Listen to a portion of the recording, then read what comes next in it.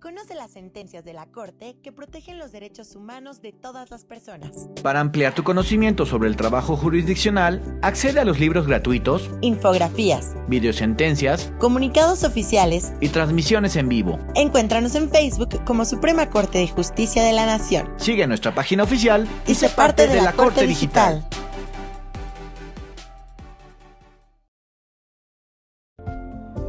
Bienvenidas y bienvenidos a Casas de la Cultura Jurídica. Las Casas de la Cultura Jurídica son espacios públicos que ofrece la Suprema Corte de Justicia de la Nación a la sociedad, para dar a conocer el desempeño de las funciones jurisdiccionales del Alto Tribunal y del Poder Judicial de la Federación. Están distribuidas en las principales ciudades de todos los estados de la República. En las Casas de la Cultura Jurídica brindamos servicios a distancia, como apoyo y orientación para consulta y descarga de tesis aisladas y jurisprudencias, libros digitales, resoluciones de la Suprema Corte de Justicia de la Nación. Contamos con diferentes eventos y actividades jurídicas en línea, como jornadas de difusión y consulta de la jurisprudencia, mesas de análisis, cuaderno de jurisprudencia, talleres para búsqueda de información jurídica por Internet, charlas con la Suprema Corte, talleres de aproximación a los métodos de investigación documental, martes de jurisprudencia, un día en la Corte y mucho más. Desde cualquier dispositivo, la cultura jurídica está a tu alcance. Entra a www.sitios.scjn.gov.mx/Casas Cultura. Casas de la Cultura Jurídica, el poder de la justicia.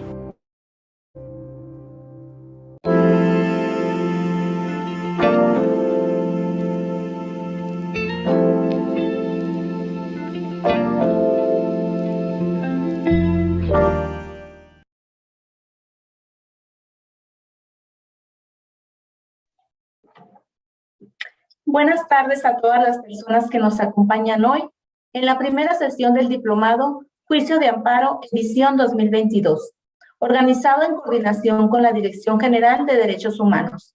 Mi nombre es Aleida Hernández Ortega, directora de la Casa de la Cultura Jurídica en Pachuca, Hidalgo, y los acompañaré en la moderación de esta transmisión. Con el fin de recibir sus preguntas para el disertante, hago de su conocimiento que el chat de la transmisión se abrirá dentro de los siguientes 15 minutos. Por lo anterior, podré actualizar la página de su navegador para poder visualizar. Para esta sesión, participará como disertante el doctor Roberto Niembro Ortega, director general de Relaciones Institucionales de la Suprema Corte de Justicia de la Nación, quien expondrá el tema de derechos humanos. A continuación, me permitiré dar lectura a su síntesis curricular. Roberto Niembro Ortega es director general de Relaciones Institucionales de la Suprema Corte de Justicia de la Nación, donde también se ha desempeñado como secretario de Estudio y Cuenta. Es doctor en Derecho por la Universidad Complutense de Madrid, maestro en Teoría del Derecho por la Universidad de Nueva York, especialista en Derechos Humanos por la Universidad Complutense de Madrid y en Argumentación Jurídica por la Universidad de Alicante, España. Egresó como abogado de la Escuela Libre de Derecho.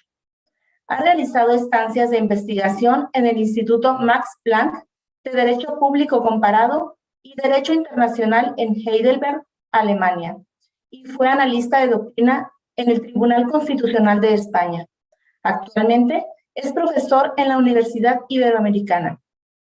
Es autor de múltiples libros, artículos en revistas nacionales y extranjeras, y capítulos de obras colectivas, entre los que destacan 10 sentencias emblemáticas de la Suprema Corte, junto con Pedro Salazar y Carlos Alonso, la justicia constitucional de la democracia deliberativa, teorías críticas y derecho mexicano, coordinada con Jaime Cárdenas y Aleida Hernández, así como la argumentación constitucional de la Suprema Corte a 10 años de la reforma de derechos humanos. Cedo la palabra al doctor Roberto Niembro Ortega. Sea usted bienvenido. Es un honor contar con su participación. Hola, Aleida. Muchas gracias. Buenas tardes a todas y todos los que nos acompañan. En primer lugar, agradecer a las Casas de la Cultura Jurídica, a su directora general y a la Dirección de Derechos Humanos, también y a su directora general por la amable invitación a este diplomado del juicio de amparo. El año pasado también tuve la fortuna de dar esta misma clase, así que, bueno, espero que para quienes me escuchan, pues sea una actividad interesante y además formativa, útil para sus conocimientos jurídicos. El día de hoy pues vamos a ver generalidades sobre los derechos humanos, un poco de los antecedentes, cuáles son los desarrollos, cuáles son las principales funciones, qué tipo de derechos humanos hay, digamos, en grandes clasificaciones, familias, el fenómeno también de la internacionalización de los derechos humanos, qué significa esto, vamos a ver, mencionar algo de la movilización social, la importancia que tiene la movilización social para efectos de la protección de derechos, y luego, pues bueno, vamos a hablar también de nuestra Constitución, del desarrollo de, o digamos, la presencia de los derechos humanos a lo largo del siglo XX, la reforma del 95, la reforma de 2011 de derechos humanos, muy importante, y también, finalmente, con la reforma de 2021, que es un último paso en el eslabón de la protección de derechos en nuestro país, ¿no? Pues sobre todo, particularmente, de la protección jurisdiccional de derechos. La próxima clase, digamos, después de esta introducción, pues vamos a ver lo que es el control de, perdón, de constitucionalidad o convencionalidad, que está muy vinculada con la protección de derechos humanos, por lo menos en nuestro sistema jurídico. Bueno, pues para empezar, digamos, ya con los antecedentes de los derechos humanos. Los derechos humanos, hay autores o autoras que se remontan a muchos siglos atrás, pero en realidad yo preferiría partir, digamos, de la noción moderna de derechos humanos, cuyos antecedentes están en el siglo XVII y XVIII, con la Ilustración, el racionalismo y el progreso científico. Van a ser a finales del siglo XVIII, cuando se den las principales declaraciones de derechos, como saben, la Declaración del Pueblo de Virginia, y también muy importante la Declaración de 1789 de los Derechos del Hombre y del Ciudadano en Francia, que marca un antes y un después en las declaraciones de derechos, y después vendrá lo que se conoce como el Bill of Rights o las declaraciones de derechos de la Constitución norteamericana, que es un poco posterior. Ahora, ¿cuál es la concepción en este momento, siglo XVIII, de las declaraciones de derechos? Pues hay presupuestos importantes del individualismo, que va a marcar el tipo de derechos que se van a presentar en esas cartas, muy relacionadas con la vida, la libertad y la propiedad.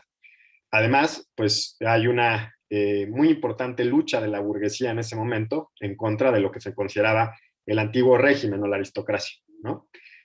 ¿Contra qué se lucha en la revolución? Sobre todo, particularmente la revolución francesa, pues es contra la aristocracia, digamos, el orden estamental en el cual se tenían derechos de acuerdo con la cuna, de acuerdo con el estatus nobiliario o no de esos que se tuviera. No era como ahora, y en ese momento empieza a surgir una concepción de los derechos humanos universales, digamos que todos somos titulares todos y todas somos titulares de esos derechos. No era el caso en ese momento, en el régimen antiguo, en el viejo régimen, como le llamaban, contra el cual se lucha la Revolución Francesa, y que con la Revolución Francesa y los derechos del hombre y del ciudadano, pues hay un primer paso a una universalidad. No es la universalidad como la entendemos el día de hoy, porque la universidad del día de hoy pues ya incluye mujeres, no hay distinción por origen étnico o raza, están incluidas las personas aún cuando no tengan propiedad. Pero en ese momento hay un primer paso hacia la igualdad, porque la titularidad de derechos se va a dar, no, digamos, después de la Revolución Francesa y con la Declaración de los Derechos del Hombre y del Ciudadano, a hombres propietarios, pero ya no dependiendo de la cuna, ya no dependiendo del título nobiliario, sino que van a ser, digamos, para cualquiera. Evidentemente, como lo dice su propio título de la Declaración de los Derechos del Hombre, eran para el hombre y no para la mujer, ¿no? Entonces, ¿es un avance? Sí, es un avance que al día de 2022, digamos al año 2022, consideraríamos de alguna manera insuficiente, porque esto se va a dar más adelante, pero es un avance que para su momento pues, representó un gran paso en el camino hacia la igualdad. Y ya decía que es una universalidad restringida porque está destinada a hombres propietarios, etc. Y hay autores que son muy importantes, digamos, del siglo XVII y XVIII, que van a ser los antecedentes de estas declaraciones. Hobbes, con el contractualismo, Grocio, también como antecedente intelectual de la concepción de los derechos modernos, Y hay un tema muy importante, también la vinculación en este momento entre derechos naturales, que así se consideraban, digamos, el nombre de derechos humanos no existía como tal, había un nombre, digamos, nos referíamos a los derechos naturales porque derivaban de la naturaleza humana, y estos derechos naturales pues estaban muy vinculados con el Estado moderno. Digamos, entendían derechos frente al Estado y, digamos, que se gozaban como ciudadano, como parte del Estado, digamos. ¿Y esto por qué se lo recalco? Porque más adelante, ya en el siglo XX, vamos a ver que con la internacionalización de los derechos humanos, ya, digamos, técnicamente hablando de derechos humanos, pues va a haber concepciones que estiman que los derechos humanos van más allá del Estado y que incluso ponen en jaque, digamos, de alguna manera la soberanía estatal, porque pues hay un movimiento internacional de los derechos y además una concepción global, y hay, por ejemplo, argumentos por constituciones globales, etc. Pero en este momento, en este primer momento, pues tenemos esta visión del derecho natural, de los derechos naturales, derivados de la naturaleza, pero además frente al Estado, en el Estado, y también un autor que va a venir, digamos, a hacer un antes y un después en la concepción liberal del Estado, va a ser Locke, John Locke, quien también va a propugnar por 3 derechos, particularmente la vida, la libertad y la propiedad. Más adelante va a venir Kant, por ejemplo, un autor alemán, que va a considerar que los derechos humanos son exigencias derivadas de la racionalidad humana, y digamos, este va a ser todo nuestro bagaje intelectual con el que vamos a operar en buena medida hasta el día de hoy, ¿no? Ahora, ya les decía, también hay un dato interesante cuando se expide cuando se emite la Declaración de los Derechos del Hombre y del Ciudadano, va a haber mujeres ya que consideran que esto es injusto para las mujeres, y Olympe de Gauche, por ejemplo, va a protestar y va a emitir lo que le titula los derechos de la mujer y de la ciudadana, digamos, reclamando que las mujeres también deberían de estar incluidas en la titularidad de los derechos, de este tipo de derechos naturales. Entonces, esta es una primera etapa, una etapa muy importante, porque incluso va a fijar, digamos, las bases de la filosofía política que van a acompañar al Estado moderno y que van a acompañar a nuestra visión de los derechos humanos en buena medida hasta la actualidad. Evidentemente va a haber muchas cosas más que pasen durante el siglo XIX y XX, de las cuales vamos a platicar, pero digamos es un fundamento, una parte importantísima de nuestro devenir histórico, digamos, en la concepción moderna de los derechos. Entonces, ese es nuestro siglo, digamos, fines del siglo XVIII.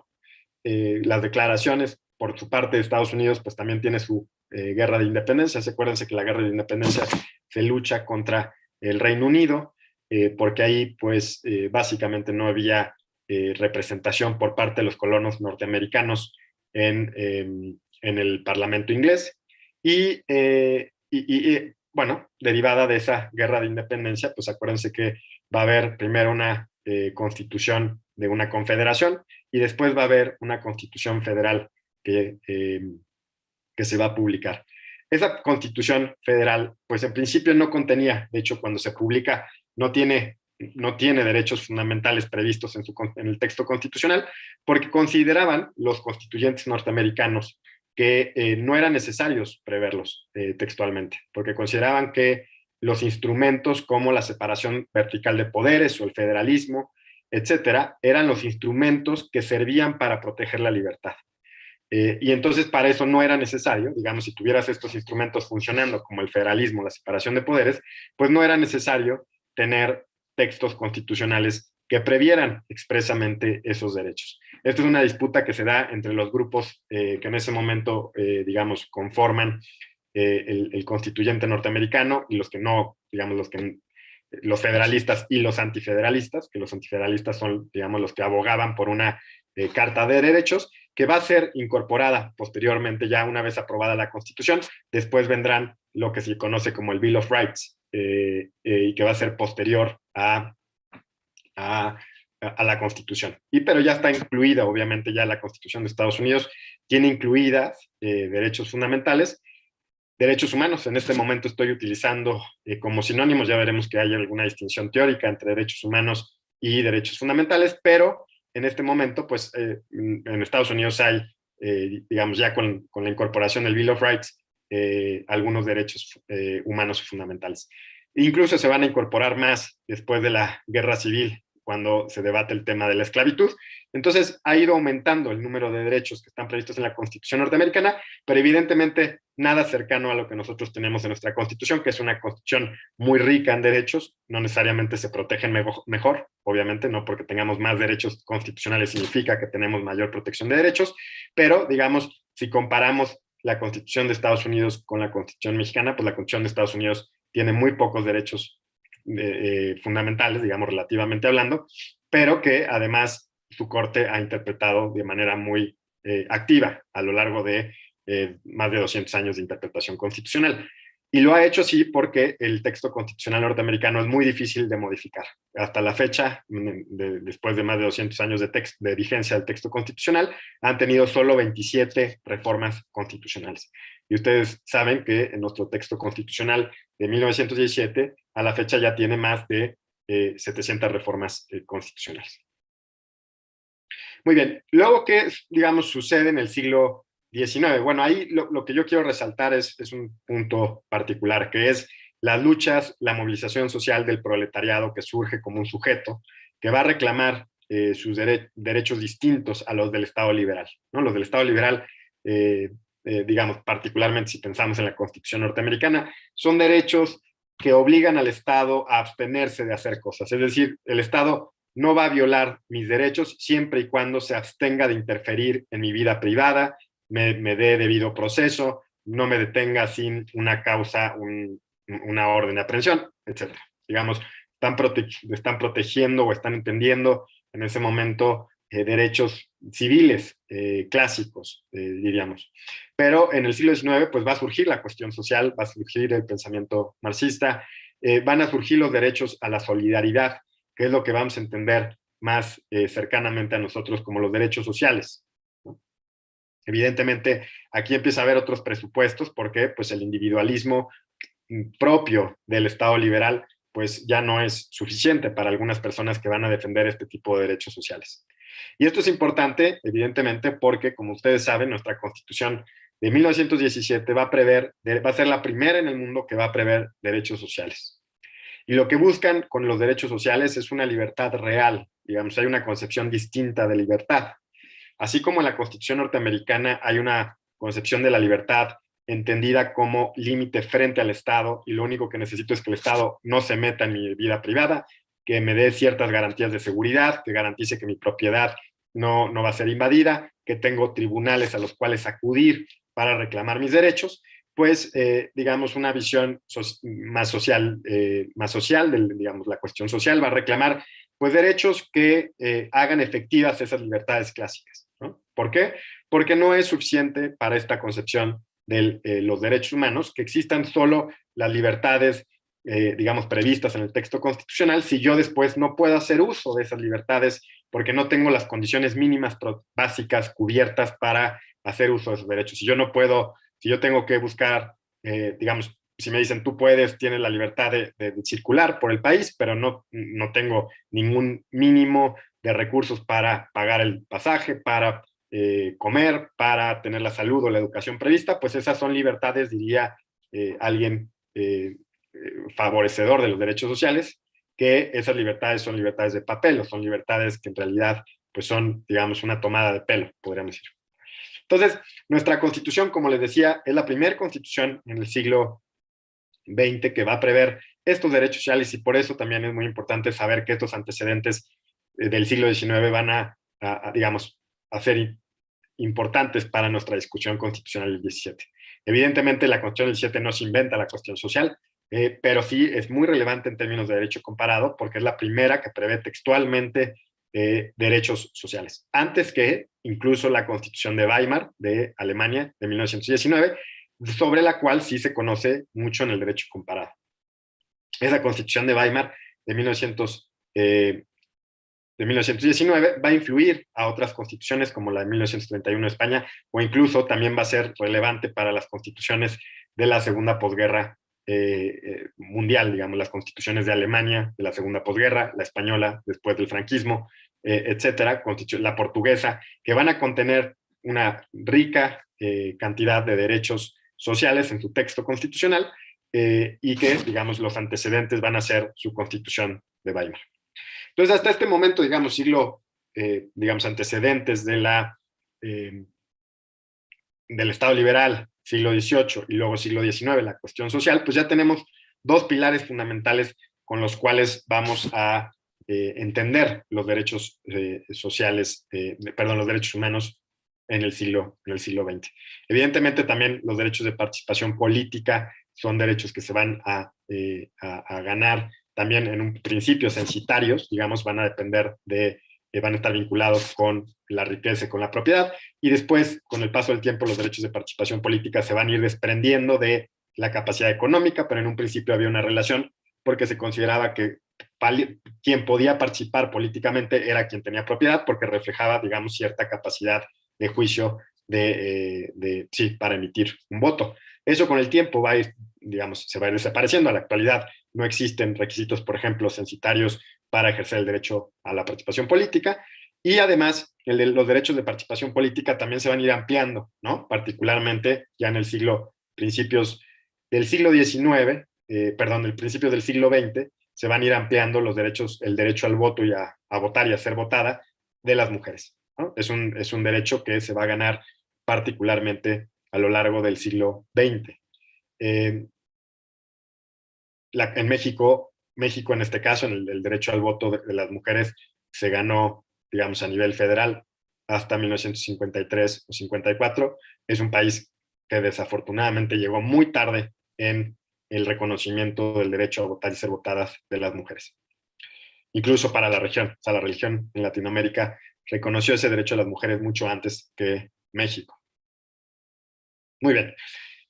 Entonces tenemos derechos sociales, tenemos derechos civiles, tenemos derechos políticos, y con eso vamos a llegar a nuestro siglo XX. Evidentemente, más adelante voy a tratar con detalle la situación, digamos, la concepción de los derechos en México, lo que la Constitución del 17 preveía también los derechos sociales. Voy a hablar un poquito de eso, pero ya lo hablaré más adelante en la segunda parte.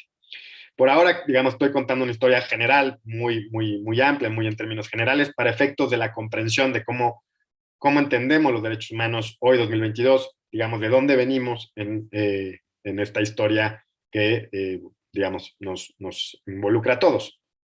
Luego, ya en el siglo XX va a haber un fenómeno, una cuestión muy importante que se conoce como la internacionalización de los derechos humanos, ¿no? ¿Por qué? Porque gracias, digamos, a partir de 1940 y particularmente después de la Segunda Guerra Mundial, con la Declaración Universal de los Derechos Humanos, va a comenzar lo que es el fenómeno de la internacionalización de los derechos humanos, y esto que básicamente significa que los derechos humanos van a empezar a estar previstos en tratados internacionales, en declaraciones con las cuales ahora nosotros estamos tan familiarizados en 2022, y sabemos que nuestra Suprema Corte y los tribunales federales hacen mucho uso de los tratados internacionales suscritos por México.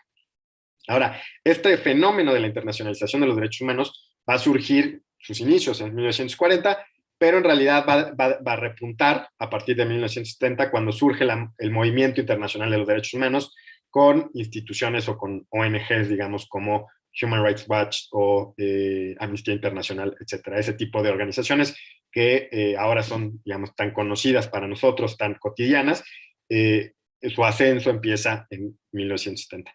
Ahora, si pensamos en 1950, cuando se hace la Declaración Universal de los Derechos Humanos, ¿qué concepción del Estado prevalecía en las personas que redactaron esa declaración? Pues básicamente había una concepción de la socialdemocracia, digamos. Había una concepción de que el Estado tenía que hacer cosas para que las personas tuvieran garantizadas sus mínimos indispensables para poder ejercer esas libertades. Es decir, el consenso que en ese momento existía era un consenso que quería no solo la libertad de que se nos garantice la propiedad, no solo quería debido proceso, no solo quería tribunales independientes, sino también quería que tuviéramos la libertad de ser ajenos al miedo y a la necesidad. Esto es una de las frases que Roosevelt hizo famosa, digamos, en la literatura del derecho internacional de los derechos humanos. Estas dos libertades, libertad de miedo y libertad de necesidad. ¿Por qué? Porque había una concepción de la socialdemocracia que necesitaba del Estado y que requiere del Estado de hacer cosas para que las personas tengan previstos esos mínimos indispensables. Ahora, ¿qué significa? Ya lo decía, la internacionalización significa que van a empezar a surgir tratados internacionales, va a estar la Declaración de los Derechos Humanos, van a estar los pactos de 1966, el Pacto Internacional de los Derechos Civiles y Políticos, y por otro lado el Pacto de los Derechos Económicos y Sociales. Esos dos pactos se hacen de manera independiente porque ya en 1966 había desacuerdos entre los países que los conformaron sobre qué tipo de derechos son los que valía la pena, digamos, prever en un tratado. Y los países más digamos, cercanos a la URSS estaban de acuerdo con que los derechos económicos y sociales también eran derechos humanos, mientras que las democracias como la norteamericana o Reino Unido consideraban que los derechos que valía la pena proteger a través de un tratado internacional eran básicamente los derechos civiles y políticos. También está el Convenio Europeo de Derechos Humanos de 1950, con el cual hasta la fecha sigue rigiendo, digamos, para los estados europeos que lo suscriben. El Tribunal Europeo de Derechos Humanos es quien justiciabiliza ese convenio europeo de 1950, ¿no? Y que además, por ejemplo, recientemente también fue incorporado como una ley, con rango de ley, en el sistema del Reino Unido. Acuérdense que el sistema del Reino Unido es un sistema de supremacía parlamentaria. La Suprema Corte no tiene la potestad de declarar la inconstitucionalidad de normas, solo puede declarar la incompatibilidad de normas con la Constitución, y esa Constitución, bueno, porque no es una Constitución escrita, digamos, su parámetro de análisis es el Convenio Europeo de Derechos Humanos, pero que está incorporado con rango de ley, porque ahí pues no hay una Constitución, digamos, no hay un texto constitucional como tal, digamos, hay documentos que conforman esa Constitución. ¿Qué más va a surgir en esta época de la internacionalización? Pues se convierte en un lenguaje global. Hay una movilización internacional de los derechos humanos, ¿no? Hay una, como les decía, hay una movilización a través de ONGs muy potentes, con mucho financiamiento, que van a defender los derechos humanos a lo largo del mundo. Y entonces se convierte en un discurso global, un discurso que va a superar o que va a ir más allá de las fronteras estatales, va a ir más allá o va a poner en jaque de alguna manera la soberanía nacional. Acuérdense que cuando surgen los derechos, como les decía en los antecedentes de las declaraciones de fines del siglo XVIII, ahí la concepción de los derechos humanos, o digamos derechos constitucionales en ese momento, eran frente al Estado, ¿no? Y ahora vamos a tener instancias. Evidentemente, el Estado sigue jugando un papel importantísimo en la posible violación, pero también en la protección de derechos en el día de hoy, pero digamos a través de la internacionalización de los derechos significa que va a haber instancias internacionales a las cuales podemos acudir a reclamar también la protección de nuestros derechos cuando a nivel nacional no se protegen.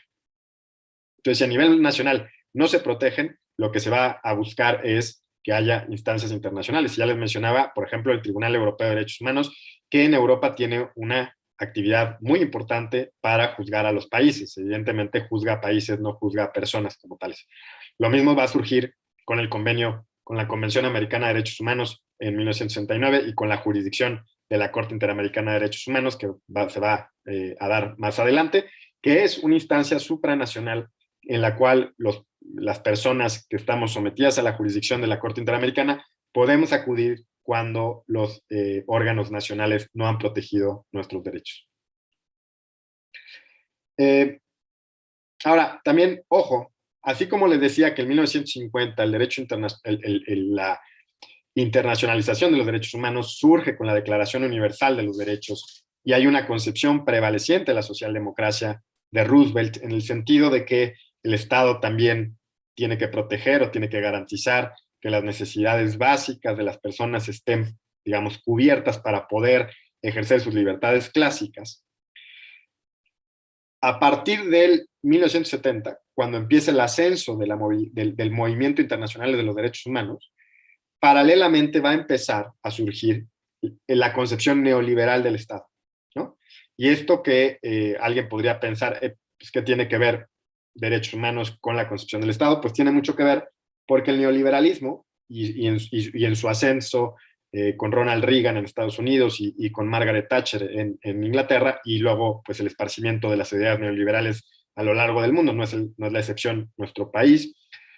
Surgió o ha surgido una concepción particular de los derechos. Podríamos hablar incluso de una concepción neoliberal de los derechos humanos, que voy a dejar apuntada, no voy a ahondar porque si no, no nos da tiempo, pero digamos que entiendan que cuando surge esta movilización internacional de los derechos, a la par va surgiendo concepción o ideología neoliberal del Estado y particularmente los derechos humanos. ¿Y por qué es importante? Porque se van a influir recíprocamente. Incluso hay autores como Jessica White o Samuel Moyn que consideran que esta relación es demasiado cercana, que incluso tal vez por conveniencia el movimiento internacional de los derechos humanos dejó de lado los derechos sociales para no pelearse con la agenda neoliberal y entonces ir de la mano de alguna manera, ¿no? Entonces es importante.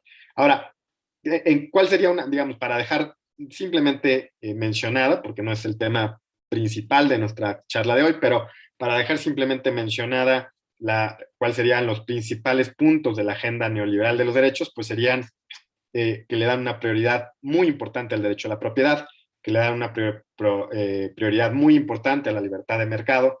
Los derechos sociales son derechos de segunda clase y, digamos, son normas programáticas, son promesas, pero no necesariamente son derechos subjetivos que uno puede reclamar ante un tribunal, sino que más bien son, pues eso, normas, digamos, de segundo nivel.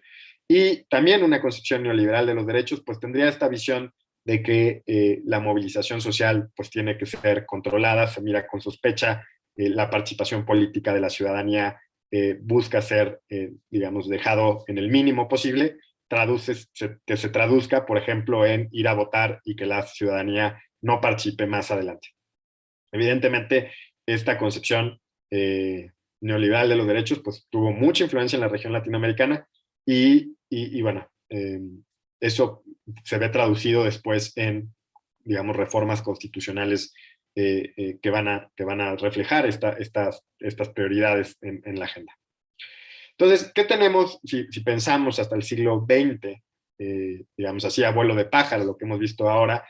Pues es que tenemos un desarrollo interesante de más de 150 años, en los que pues vamos ganando derechos y obviamente los vamos a ganar a través de la movilización social. Y esto es desde los orígenes de las declaraciones. O sea, si ustedes piensan en la Declaración de los Derechos del Hombre y del Ciudadano de Francia, pues es una declaración que se da posterior a la Revolución Francesa. O sea, no son derechos que el Estado llega y nos regala porque es buena onda. No hace eso el Estado. El Estado nos da derechos en tanto hay una movilización social fuerte. En el caso de la Declaración de los Derechos del Hombre y del Ciudadano, es uno de los productos de la Revolución Francesa. Y en el caso de Estados Unidos lo mismo, ¿no? La guerra de independencia es el producto más bien, es la consecuencia de luego tener una constitución y luego tener un Bill of Rights. Y lo mismo si ustedes piensan en los derechos de igualdad entre afrodescendientes y blancos en Estados Unidos, que se da después de la guerra civil. O sea, tuvo que haber una guerra civil para que se concedieran esos derechos de igualdad para las personas afrodescendientes, que hasta ese momento se consideraban ciudadanos o ciudadanas de segunda clase. Es decir, y lo mismo, piensen en la movilización feminista, que ahora en México, por ejemplo, en los últimos años ha cobrado una relevancia especial y que tiene, digamos, muchos años en México y en el mundo, ¿no? Ya en nuestro constituyente, el 17, Ermila Galindo reclamaba su participación en el constituyente el 17, que no se lo permitieron, pero, digamos, ¿cómo se logran los derechos de la igualdad de género? Pues otra vez, se logran a través de la movilización. Es decir, no hay una concesión graciosa, no están ahí en el aire y bajan y se instalan en nuestras constituciones. No, eso no sucede. Lo que sucede es que hay personas que se movilizan, reclaman, protestan, y que gracias a eso es que los derechos humanos van a llegar a nuestras constituciones y a nuestros tratados internacionales. Muy bien. Eso como primeras, digamos, distinciones. Ahora, hay otra distinción, yo decía que en nuestra Constitución, o bueno, ya la noción de derechos humanos a la que me refiero se empieza a usar ya también en la segunda mitad del siglo XX, y ya es común que nosotros nos refiramos a los derechos humanos, pues sí, como digamos, cotidianamente. A veces también se habla de derechos fundamentales, por ejemplo, en España se habla sobre todo de derechos fundamentales, y hay una distinción teórica entre eso, no necesariamente útil para nuestro país, porque nuestro país, como saben, el título primero de la Constitución habla de los derechos humanos y sus garantías, pero, bueno, teóricamente se puede distinguir entre derechos humanos y derechos fundamentales, porque los derechos fundamentales son, pues, esos reclamos éticos de intereses muy relevantes que deben de estar o que están constitucionalizados o convencionalizados. O sea, bajo esa distinción teórica, el derecho fundamental sería ya un derecho positivizado. Mientras que el derecho humano no necesariamente está positivizado. Uno podría reclamar que tiene un derecho humano, por ejemplo, al agua, supongamos que no estuviera constitucionalizado, y decir, yo tengo un derecho humano al agua porque es un interés fundamental digamos, para poder tener una vida, ¿no? Una vida en buenas condiciones. Y eso podría considerarse como un derecho humano, digamos, si no está positivizado. Ahora, como les decía, en el caso de nuestra Constitución, pues esa distinción no es tan importante. ¿Por qué no es tan importante? Porque, pues, ¿qué tenemos? Que nuestra Constitución, el título primero se llama de los derechos humanos. Entonces, pues es una distinción, digamos, teórica, pero que no necesariamente es la más aplicable para nuestro texto constitucional. ¿Qué más? ¿Qué vamos a tener? Digamos, este es un devenir, digamos, así muy a vuela pluma, de los derechos humanos que vamos a tener actualmente, o cómo surgen, o cuáles son las etapas en las que va surgiendo. Ahora, si lo pensamos desde el tipo de derechos que tenemos, ya he anunciado, pero el tipo de derechos que tenemos, yo diría que hay 3 grandes rubros que podríamos hablar de derechos humanos o derechos fundamentales. Derechos de libertad o libertades, derechos de participación política y derechos sociales, en esos 3 grandes rubros. Y luego también hay derechos particulares de grupos en situaciones de vulnerabilidad. Pero si pensamos, digamos, en estos 3 primeros grandes rubros, tenemos derechos de libertad o libertades, derechos de participación política y derechos sociales. ¿Qué nos dan los derechos de libertad?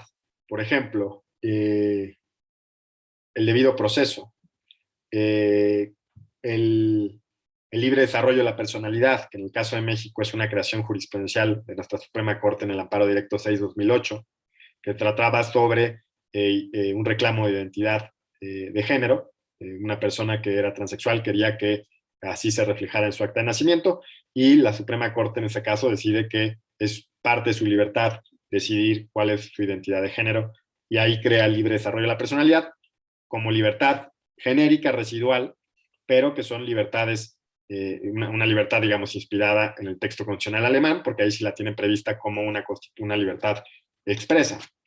¿Qué otro derecho de libertad? Por ejemplo, la libertad de expresión, ¿no? La libertad de manifestación, la libertad de reunión. Esos tipos de libertades, la libertad o la garantía de no ser detenido sin una orden de aprehensión, ese tipo de libertades o derechos de libertad, lo que nos garantizan frente al Estado es una esfera de no interferencia. Es como un espacio en el que yo me puedo mover libremente, en un espacio en el que yo estoy en mi casa, y mi casa es mi castillo, y el Estado no puede tirar la puerta y entrar como si no tuviera que tener una justificación para entrar. No entiéndase una orden de cateo, por ejemplo. O no me puede tener en la calle si no tiene una orden de aprehensión, o no cometió una falta administrativa que amerite una sanción de detenerme en la calle, etcétera. Ese tipo de libertades, de derechos, nos van a garantizar una esfera de no interferencia. El Estado no puede hacer cosas. Su forma de proteger esos derechos, particularmente, o de evitar violarlos, es a través de la abstención, del no hacer cosas. Evidentemente, todos los derechos tienen facetas, obligaciones de hacer y no hacer. ¿Por qué? Porque pues para que haya seguridad pública tienes que poner policías, ¿no? Para que haya elecciones tienes que tener un instituto electoral y que alguien vaya y ponga las urnas y cuente los votos, etc. Pero particularmente el Estado, para no intervenir en mi libertad de expresión, pues lo que tiene que hacer es no censurarme, o no restringirme o no amenazarme. Lo que tiene que hacer para no violar mi libertad de circulación es no detenerme sin causa justificada, etc. Pero también estos derechos de libertad van a garantizar algo muy importante, que es la autonomía individual. La autonomía individual es esa capacidad que tenemos las personas adultas de escoger nuestro propio plan de vida. ¿Qué es lo que queremos hacer con nuestro plan de vida? Nuestro plan de vida es jugar fútbol, consumir drogas, sin dañar a terceros,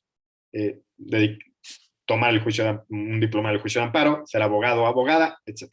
Eso es nuestro plan de vida, y en eso el Estado no tiene por qué intervenir, siempre y cuando no dañemos a terceros. Entonces, estas primeras libertades, o derechos de libertad, están muy vinculadas con el Estado liberal. Un Estado liberal que, en principio, digamos, bajo la concepción tradicional del liberalismo, es neutral frente a esos planes de vida. El Estado no me tiene por qué decir, el mejor plan de vida es que hagas deporte, el mejor plan de vida es que estudies 10 horas al día. ¿Por qué? Porque el Estado liberal en eso no se tiene por qué meter, salvo que empiece a dañar a terceros.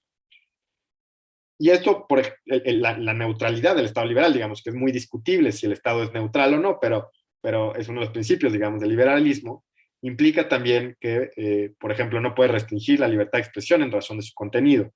No puedes. Por ejemplo, la doctrina norteamericana sobre libertad de expresión, una de las cosas que no está justificada es restringir la libertad de expresión por razón del contenido. Es decir, no te puedo restringir por el contenido de lo que estás diciendo, pero podría, digamos, modular tu expresión o poner ciertas condiciones por tiempo, modo y lugar, ¿no? No te puedes ir tal vez a expresarte afuera de una clínica en la que se realiza aborto con unos megáfonos en la entrada de la clínica, porque pues también está el derecho de la otra persona a practicar un aborto, por ejemplo, que es un caso que se ha litigado en Estados Unidos. Entonces, el Estado liberal es neutral frente a esas opciones. También es neutral, por ejemplo, frente a las religiones, ¿no? La libertad religiosa, una de las primeras libertades clásicas. El Estado lo que tiene que hacer es abstenerse, no promover una religión, pero además tiene que abstenerse de interferir en la libertad religiosa. Entonces, todas estas libertades, que son muy propias de la concepción liberal del Estado, por ejemplo, de Locke, lo que implican, lo que demandan particularmente del Estado es no interferir. Ok, y la autonomía individual es eso, la posibilidad de llevar a cabo nuestro plan de vida. Entonces, estas libertades, por ejemplo, el libre desarrollo de la personalidad en México, una de las cosas que va a garantizar es el propio plan de vida, la autonomía individual. La autonomía individual, acuérdense, también se ve mermada, por ejemplo, si nunca tuviste la opción de pensar en otras ideas distintas, porque viviste siempre en una visión, en una vida, en un pueblo muy tradicional, por ejemplo, que solo había una forma de entender la vida, lo correcto, lo bueno, pues eso también es, digamos, una restricción de tu autonomía. No necesariamente de tu libertad, pero sí de tu autonomía. Luego, otro tipo de derechos son los derechos de participación política.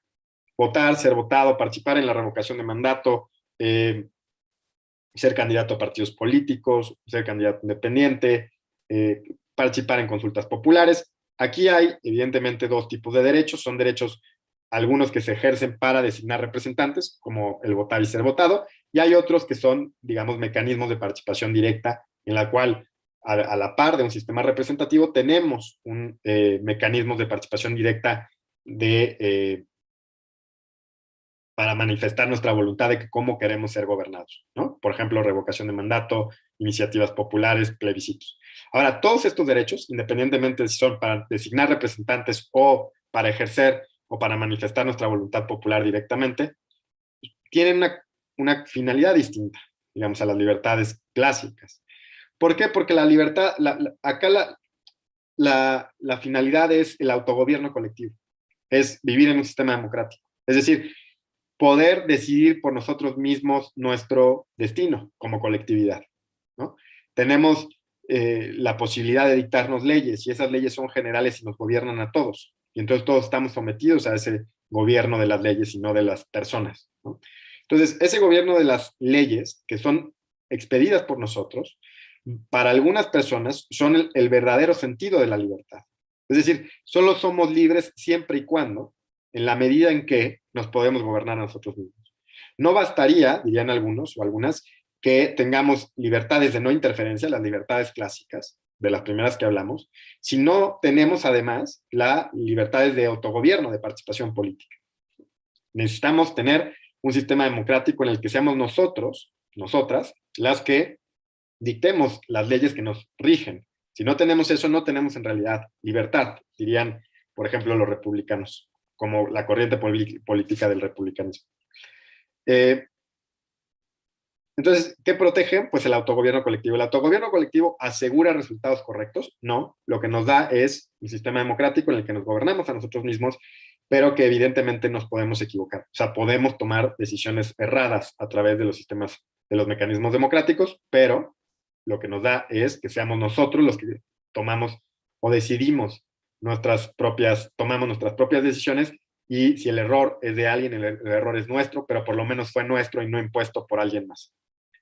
Y después están también, ya les decía, el grupo de los derechos sociales. El grupo de los derechos sociales, ya mencionaba que la Constitución del 17 es destacada, o fue una de las pioneras en este tema, tiene que ver con la necesidad de cubrir las condiciones materiales mínimas para que una persona pueda ejercer, por ejemplo, sus derechos liberales clásicos o pueda ejercer sus derechos de participación política. ¿Por qué? Porque podría ser una tomada de pelo, digamos, si no tenemos las condiciones mínimas para ir a votar, si no tenemos con qué comer, si no tenemos con qué mandar a nuestros hijos o hijas a la escuela, y entonces tenemos que estar preocupados por esos y no nos interesa participar políticamente o movilizarnos, porque lo primero que tenemos que sufragar o solventar son las cuestiones económicas básicas. Entonces, también por eso están los derechos sociales y están basados también en cuestiones de solidaridad social. Luego también hay, bueno, ojo, antes de eso, los derechos sociales también hay ciertas concepciones que consideran que lo principal de los derechos sociales es cubrir, por ejemplo, condiciones de mala suerte. Si nací en una situación, digamos, económicamente desventajosa, pues es una mala suerte porque yo no decidí vivir ahí, nacer ahí, simplemente, y no hay ningún mérito a nacer en una buena casa, en una casa, digamos, económicamente fuerte, y en una casa menos favorecida. Eso, no hay ningún mérito en eso. Y entonces las personas que no tuvieron la suerte, digamos, de tener mayor recursos económicos, los derechos sociales lo que buscan es, por ejemplo, darnos educación gratuita. ¿Para qué? Para que las oportunidades se emparejen, ¿no? Los puntos de salida de la carrera pues sean más justos, más equitativos. Ante un accidente, por ejemplo, también podría suceder. En un accidente nosotros no tenemos ningún tipo de mérito o de razón, o no se nos puede atribuir nada porque simplemente nos pasó. Y si no tengo ninguna forma de sufragar, por ejemplo, los gastos del hospital, pues para eso están los derechos sociales, el derecho a la salud pública, para que no sea una causa de una desventaja muy fuerte frente a los que no tuvieron esa mala suerte de tener un accidente, etc. Entonces, estos tipos de derechos, digamos, son de los que hemos venido hablando, pero también luego va a haber derechos particulares de ciertos grupos en situación de vulnerabilidad. Por ejemplo, tenemos convenciones destinadas a los derechos de las mujeres, ¿no? A no ser discriminadas, a vivir una vida libre de violencia. Tenemos derechos de los niños, niñas y adolescentes, tenemos derechos de las personas con discapacidad, luego tenemos derechos de los pueblos y comunidades indígenas, de las personas indígenas, y tenemos ese tipo de derechos, digamos, que son de la última parte del siglo XX. ¿Por qué? Porque, pues ya decíamos, ha habido ciertas movilizaciones que generan esos derechos, pero también porque hay ciertas necesidades particulares que un derecho general no atiende a esos problemas, ¿no? Las personas con discapacidad tienen ciertos reclamos particulares que una persona que no tiene una discapacidad no tiene, y entonces en esa medida se justifica, tiene razón de ser, que ciertos grupos en situación de vulnerabilidad tengan derechos particulares, ¿no? Los niños, niñas y adolescentes también tienen ciertas necesidades o ciertos intereses fundamentales que no se ven cubiertos por la generalidad de los derechos pensados para el hombre blanco adulto o para la mujer blanca adulta, digamos, y estoy, digamos, haciendo una ironía porque acuérdense que los derechos de la Declaración de los Derechos del Hombre y del Ciudadano de 1789 fueron pensados para el hombre blanco propietario. Afortunadamente esto ha ido cambiando a lo largo del siglo XIX y XX. Muy bien, entonces, ahora, todos los derechos, ya decía yo, todos los derechos, incluso los de los derechos civiles, clásicos, las libertades clásicas, van a requerir de acciones positivas y negativas por parte del Estado. Es decir, si bien hay una faceta muy importante, por ejemplo, en los derechos civiles, de, oye, Estado, no interfieras en mi libertad de expresión, y de esa manera garantizas mi libertad de expresión, pero hay algunas ocasiones que también tienes cosas que hacer. Por ejemplo, si yo quiero protestar y alguien me quiere amenazar mi integridad física porque estoy protestando, pues vas a tener que mandar a la policía para protegerme. Entonces, incluso los derechos civiles, que se consideran normalmente protegidos mientras que el Estado se abstenga de interferir, todos los derechos, algunas facetas van a tener, o va a haber obligaciones de tipo positivo y negativo. Es decir, hay cosas que el Estado tiene que hacer y hay veces que el Estado se tiene que abstener. Y se tiene que abstener para no violar los derechos. Ahora, ojo, también, no todas las concepciones de los derechos no en todos los países son iguales, ¿no?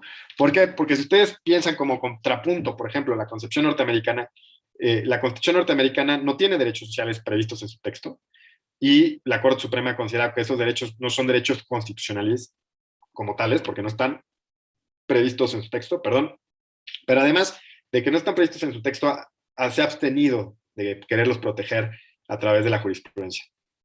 O sea, la Suprema Corte norteamericana no protege derechos sociales y básicamente hay una concepción de que son derechos frente al Estado y que el Estado lo que tiene que hacer para no violarlos es la abstención. Eso es lo que le corresponde al Estado hacer. No hagas cosas. Y mientras no hagas cosas, no violas derechos constitucionales. Ahora, ¿eso significa que no hay, digamos, previsión social de alguna manera en Estados Unidos? Sí, sí la hay. Lo que pasa es que es una cuestión que se considera de política pública, no de derechos constitucionales, no de derechos humanos. Es una cuestión que queda al vaivén, digamos, de las fuerzas políticas que están en un momento determinado representadas en el Congreso. Si está Obama, un presidente, digamos, más de centro-izquierda, pues puede dar seguridad social pública, y si está Trump, pues no va a dar esa seguridad pública porque pues es la política pública que ellos deciden como parte de su agenda de gobierno, pero no hay un reclamo en términos de derecho constitucional que se pueda hacer. Entonces, ojo, en eso nuestra Constitución es distinta, porque nuestra Constitución desde el 17 tiene derechos sociales, pero además eso se ha conservado y se ha robustecido a lo largo del tiempo, ¿ya? Y por eso se va a hablar de una visión transformadora de la Constitución, porque la Constitución, en alguna medida, nuestra Constitución mexicana, busca transformar la realidad social. Sabemos que hay, pues, amplios déficits de cumplimiento de los derechos en México, eso es evidente, digamos, pero hay mandatos que quieren transformar la realidad social porque hay constituciones que buscan esa transformación social. Otra de las características de los derechos humanos en nuestro sistema, a diferencia de otros sistemas, por ejemplo, también, si usamos como contrapunto el sistema norteamericano, es la oponibilidad de ciertos derechos frente a particulares. Hasta ahorita hemos venido hablando de que los derechos fundamentales o derechos humanos se oponen frente a el Estado, o sea, es nuestro principal, de ahí surgió la necesidad de derechos, pero también, digamos, derivado del constitucionalismo alemán de la segunda posguerra, nuestro constitucionalismo o nuestra Constitución mexicana y la jurisprudencia de la Suprema Corte en eso tiene jurisprudencia en ese tema, es que hay derechos humanos que son oponibles frente a particulares. No solo frente al Estado, frente a particulares. Entonces, por ejemplo, hay derechos que puedes hacer valer frente a otras personas privadas porque están en una relación básicamente de poder, ¿no? Y que entonces en esa medida son oponibles frente a esas personas privadas. En Estados Unidos eso no sucede. Siempre tiene que haber de por medio, por ejemplo, una actividad del Estado, un state action, como le llaman, porque solo es frente al Estado que los derechos constitucionales se pueden oponer. Pues en el caso de México no es así. También se ha considerado en México, por ejemplo, que los derechos fundamentales no solo son derechos subjetivos, no solo tenemos un derecho a que el Estado o el particular en su caso tenga una obligación frente a nosotros, ya sea de abstención o de prestación, de hacer o de no hacer, o ambas, sino que también hemos considerado que son los valores objetivos del ordenamiento jurídico.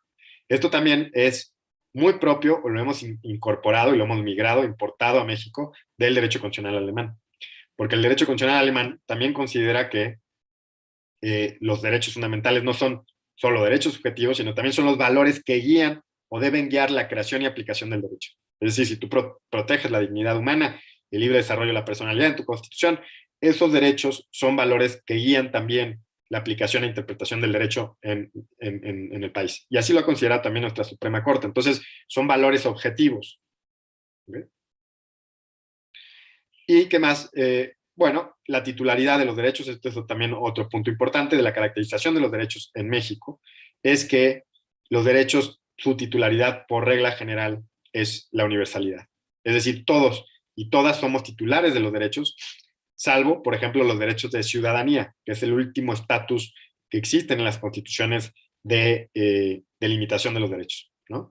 Evidentemente hay derechos de grupos que ya mencionaba en situación de vulnerabilidad que son titulares esas personas en particular, pero no significa que unas mujeres sí y otras no. Todas las mujeres son titulares, por ejemplo, de los derechos que están previstos en la CEDAW o en la Convención Belén do Pará. Todas las mujeres, no a unas mujeres sí y otras no. Entonces la universalidad en el momento, digamos, en el estado actual, pues se extiende a todas las mujeres, a todas las personas residentes en un territorio, salvo que, por ejemplo, los derechos de participación política se restringe esa universalidad, por ejemplo, a los ciudadanos o ciudadanas. Entonces, hasta aquí hemos visto, pues, digamos, el devenir rápidamente de lo que han sido nuestros derechos fundamentales a lo largo del algunas notas, simplemente algunas notas del siglo XVIII, siglo XIX, siglo XX, grupos de derechos así clasificados, derechos civiles y políticos, derechos sociales, derechos de participación democrática y luego también derechos que corresponden a grupos en situación de vulnerabilidad. Ok, ¿qué más sigue, digamos, en esta primera introducción o esta primera parte de la charla para luego hablar de México? Pues, ¿qué tenemos que...? Hay ciertas, y esto se va a vincular, digamos, con las concepciones de la democracia que están vinculadas también con derechos. Digamos, la democracia es un concepto del que todos hablamos, del que tenemos un conocimiento, digamos así, general, pero hay distintas concepciones que van a jugar en un sistema democrático. Digamos, hay un concepto grande y hay distintas concepciones de ese concepto de democracia. Entonces, dentro de cada concepción va a defender cuestiones o entendimientos distintos de los derechos, ¿no? O cuál es su papel, mejor dicho, cuál es su papel en la restricción, por ejemplo, de mayorías políticas, ¿no? Muchas veces van a escuchar que los derechos humanos son triunfos frente a las mayorías, que son restricciones frente a las mayorías, que las mayorías no pueden decidir sobre la esfera que protegen los derechos humanos, como dice Ferrajoli, o las cartas de triunfo de las que hablaba Dworkin, o el coto vedado del que hablaba Garzón Valdés. ¿Por qué? Porque son el espacio, digamos, sobre el que las mayorías no van a poder decidir. Básicamente eso estaba pensado como una concepción, o sea, está vinculada con la concepción sustantiva de la democracia, y la parte sustantiva, distinta al procedimiento democrático, la parte sustantiva es ese núcleo de intereses protegidos por los derechos. Esa sería una concepción de la democracia. Y hay otras concepciones, no todas las concepciones de la democracia piensan así los derechos humanos.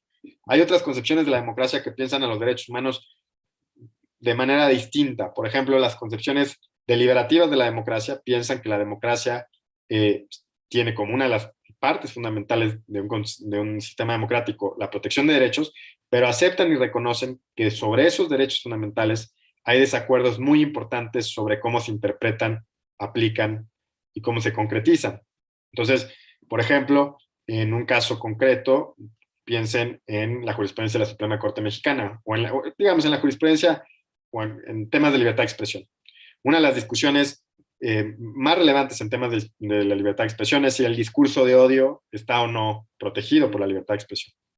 Hay distintos entendimientos de lo que es un discurso de odio, pero digamos, para dejarlo simplificado en este momento, no complicar más la discusión, el discurso de odio es, por ejemplo, una incitación a la violencia en contra de un grupo discriminado, ¿no? Vamos a hacer una marcha neonazi en un barrio judío y nos vamos a vestir de neonazis y vamos a usar suásticas y etcétera. Eso podría ser considerado un discurso de odio, por ejemplo, para Estados Unidos si hay incitación a la violencia, o para México y Europa si, por ejemplo, hay una incitación a la hostilidad o la discriminación. Bueno, la pregunta sobre si es considerado o no discurso de odio, primero, y segundo, sobre si está o no protegido por la libertad de expresión, son desacuerdos sobre qué protege la libertad de expresión. O sea, digamos, la Constitución no viene con un anexo de instrucciones, no viene con un reglamento, no viene con el adherido que nos diga, mira, sí, es discurso de odio. Segundo, si está protegido o no está protegido. Eso es algo que van a decidir normalmente los tribunales constitucionales o van a decidir los órganos legislativos expidiendo leyes. Entonces, sobre eso hay desacuerdos profundos. ¿A qué me refiero con eso? Con que podemos estar en desacuerdo sobre si el discurso de odio debe estar o no protegido por la libertad de expresión. En Estados Unidos, por ejemplo, básicamente se protege el discurso de odio a través de la libertad de expresión, salvo cuando hay una incitación real e inminente a la violencia, es decir, cuando están a punto de agarrarse a golpes o generar violencia. Y mientras que en Europa no es necesario llegar a ese extremo, basta con que haya incitación a la discriminación o a la hostilidad, que es más o menos lo que en México se ha adoptado. Ahora, ¿qué significa esto? Como ejemplo, es solo un ejemplo, que sobre cómo interpretas la libertad de expresión, cómo decides si en un caso particular es un determinado hecho o una determinada situación es un discurso de odio y por tanto no está protegido o sí está protegido, es un desacuerdo sobre lo que digamos, la Constitución no nos resuelve. La Constitución deja abierta la discusión a ese tema. Y van a ser los tribunales constitucionales normalmente los que van a tomar la decisión sobre ese punto, pero no significa que sobre eso no haya un desacuerdo. Y para eso, y sobre ese tema, por ejemplo, la concepción deliberativa de la democracia considera que, digamos, lo reconoce ese desacuerdo y reconoce y considera que los órganos, tanto políticos como jurisdiccionales, tienen algo importante que decir sobre el tema.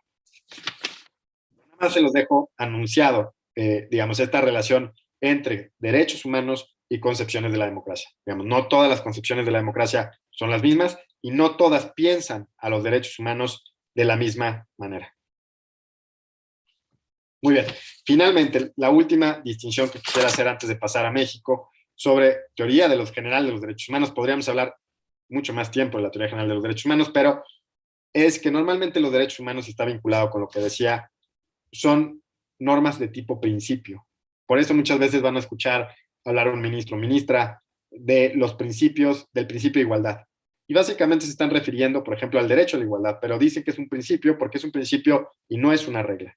Y hay discusiones teóricas muy, digamos, interesantes sobre qué caracteriza un principio y qué caracteriza una regla, pero dejamos, digamos, mi comprensión tratando de hacerlo lo más sencillo y más didáctico posible, es que los principios pues tienen una fuerte ambigüedad y vaguedad en su redacción.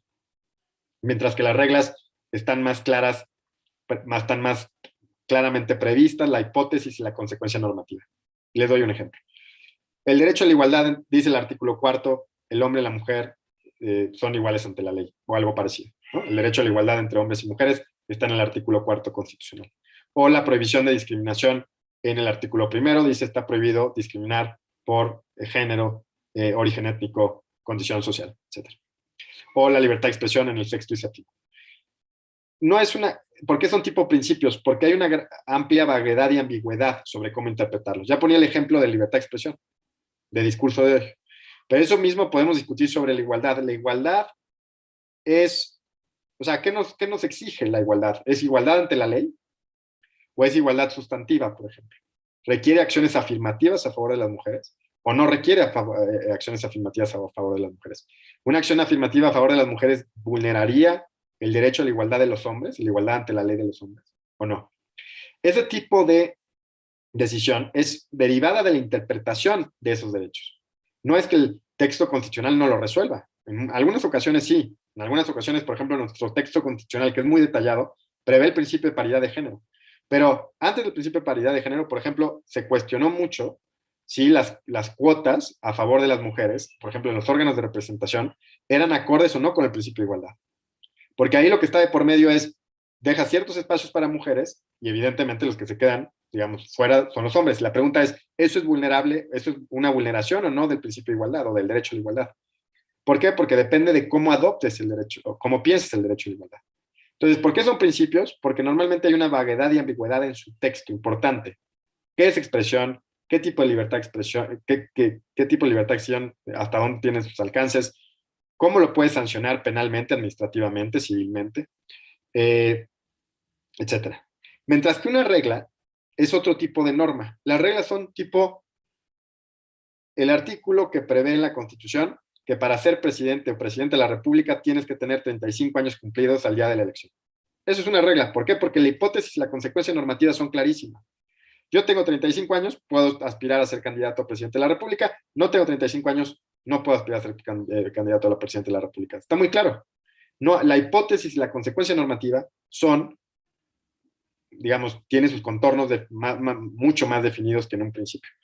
Evidentemente, las reglas también están sujetas a interpretación, pero, digamos, la ambigüedad y la vaguedad del lenguaje se reducen considerablemente. Muy bien.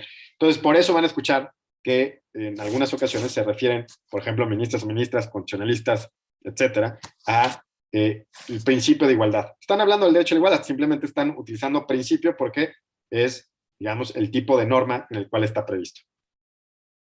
Muy bien. Hasta aquí, digamos, esta primera parte de la charla, que son antecedentes, generalidades de los derechos humanos. Ahora, ¿qué pasa en México? Bueno, en México, digamos, para remontarnos a la Constitución del 17, la Constitución del 17 es una constitución, como ya mencioné, ya anuncié, particular, digamos, para efectos del derecho comparado, porque contenía derechos sociales, y esos derechos sociales no existían constitucionalizados en ese momento. Fue la primera, después viene la de Weimar de 1919, y eso le va a dar un carácter importante al Estado. Digamos, el Estado va a tener un papel transformador de la realidad social. Es el resultado de la Revolución de 1910, como ustedes saben, va a prever derechos laborales, a la educación, a los derechos campesinos, y eso va a dar una connotación muy importante. Evidentemente no es la única pata que tiene la Constitución, la otra base es el presidencialismo reforzado que tiene la Constitución del 17 y que se va a reforzar a lo largo de los años, y que, digamos, nos acompaña hasta el día de hoy y que generó un modelo de derecho constitucional o de constitucionalismo para América Latina, ¿no? Que es derechos sociales con presidencialismo muy fuerte. Pero para efectos de nuestra charla, lo que tenemos que pensar es que hay derechos sociales del 17. Ahora, ¿eran derechos subjetivos como los entendemos el día de hoy? Pues no era la comprensión. Más bien se convirtieron a lo largo del siglo XX, para la luz del sistema autoritario que lo acompaña en buena parte del siglo XX, en instrumentos de control político. O sea, los derechos del artículo 3º, 123 y 27, campesinos, laborales, etcétera, van a ser instrumentos de control político en manos del presidente de la República y del partido, digamos, entonces gobernante. ¿Por qué? Porque no se va a entender que sean derechos, digamos, que uno pueda exigir ante un tribunal, y los tribunales en ese momento no eran independientes, y por tanto, pues son derechos, digamos, que son cumplidos en la medida en que el poder político considera que es conveniente. Entonces hay una noción de derechos fundamentales o derechos constitucionales subordinada a la ideología revolucionaria, a la idolatría que se llevó a cabo de la revolución como una idea y de la Constitución, digamos, como una manifestación más de esa revolución, pero que no era un instrumento de límite al poder. Por eso es que van a escuchar en muchas ocasiones que durante buena parte del siglo XX la Constitución del 17 era una constitución programática en buena parte, no era una constitución normativa o suprema, no era una constitución que limitara al poder político. Y entonces si estaban ahí, ellos podían decir estamos cumpliendo estos derechos, de hecho lo decían muy cotidianamente, pero lo hacían en la medida en que les gustaba, en que querían, en que les venía bien, digamos, en la conveniencia. ¿Por qué? Y en la retórica, digamos, en la narrativa, siempre la Constitución del 7 era venerada, pero era venerada como un documento político, no como un documento normativo vinculante a los poderes del Estado. Entonces hay una noción de subordinación constitucional. Esto va a cambiar ya con la transición democrática y con la reforma del 94 que vamos a mencionar. Pero lo que sí quiero que quede claro, ¿por qué es importante? Porque pareciera ser que uno se empieza a ver los derechos humanos en el 2022, pues se pierde toda esta noción previa de la cual es muy difícil todavía en ocasiones salir, ¿no? ¿Por qué? Porque hasta hace muy poco tiempo, por ejemplo, los derechos sociales no había básicamente jurisprudencia irrelevante, interesante de nuestra Suprema Corte o de los tribunales colegiados, porque abrevábamos de nociones muy autoritarias de los derechos, ¿no? Es el Estado, los cumple en la medida en que quiere, normas programáticas, pero no son normas jurídicas vinculantes frente al Estado. Esto va a empezar a cambiar con la transición democrática. En términos muy generales, podríamos decir que la transición democrática empieza en 1977 con la incorporación de representantes del principio de representación proporcional, que le da cabida a ciertos partidos políticos minoritarios, y va a culminar con la alternancia en el poder en el año 2000, en la presidencia de la República. ¿Por qué? Porque ya vamos a tener elecciones libres, digamos, que permiten la alternancia entre fuerzas políticas. Obviamente una concepción de la democracia minimalista que está basada en elecciones libres y en alternancia política. Ahora, gracias a esa transición democrática y al decaimiento, digamos, del poder presidencial a fines del siglo XX, es que los derechos humanos en general empiezan a, y la Constitución en general, diría yo, más que los derechos humanos, empieza a tornarse o a convertirse en un instrumento vinculante para el poder político. Es, digamos, con la caída, digamos, del sistema presidencialista mexicano del fin del siglo XX, cuando empieza la Constitución a ser considerada como una norma jurídica vinculante, incluyendo a los derechos humanos. Particularmente en una primera etapa, los derechos civiles y políticos, ¿no? ¿Por qué? Porque los derechos sociales, como les decía, hasta hace muy poco tiempo empezaron a ser justiciabilizados, digamos, de manera relevante. Pero durante buena parte, los principales derechos pues, eran los derechos a votar y ser votado, libertades clásicas, ¿no? De garantías penales, etcétera, debido proceso, etcétera. Ahora, ¿cómo surge? O sea, se da esta transición democrática y también viene acompañada, ya les decía, de la agenda neoliberal en México. ¿Y por qué es relevante, digamos, así como a nivel internacional es relevante el movimiento, cómo va a la par la movilización del movimiento internacional de los derechos humanos con la concepción neoliberal del Estado, van a la par? Pues lo mismo va a suceder en México. ¿Y por qué? Porque la agenda neoliberal en México, como en todo el mundo, va a requerir de Estado de Derecho, y una de las piezas fundamentales del Estado de Derecho son tribunales independientes. Y por eso, digamos, en los 90 es que se invierte tanto en los tribunales federales, y por eso es que se da la reforma del 95 a la Suprema Corte, porque es un instrumento necesario para garantizar el Estado de Derecho.